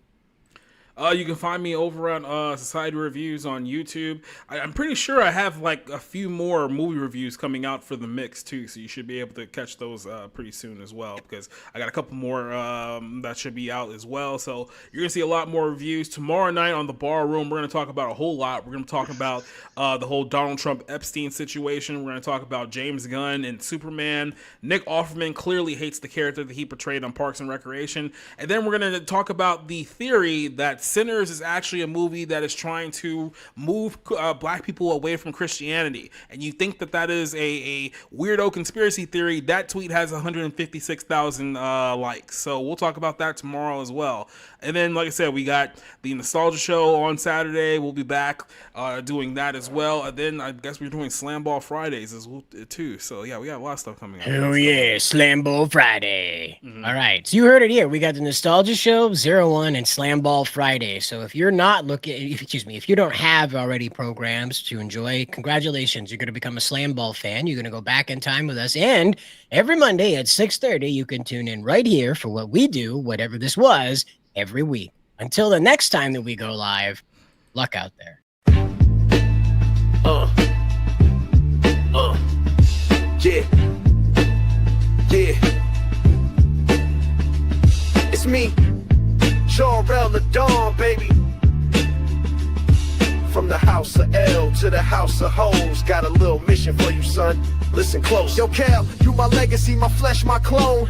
Now go to Earth and make that planet your home. But don't just save them, breed them, feel me? Flying smooth, make them cry, oh really? You got strength of 10 men, game like Zeus. Cape in the wind in the tight blue suit.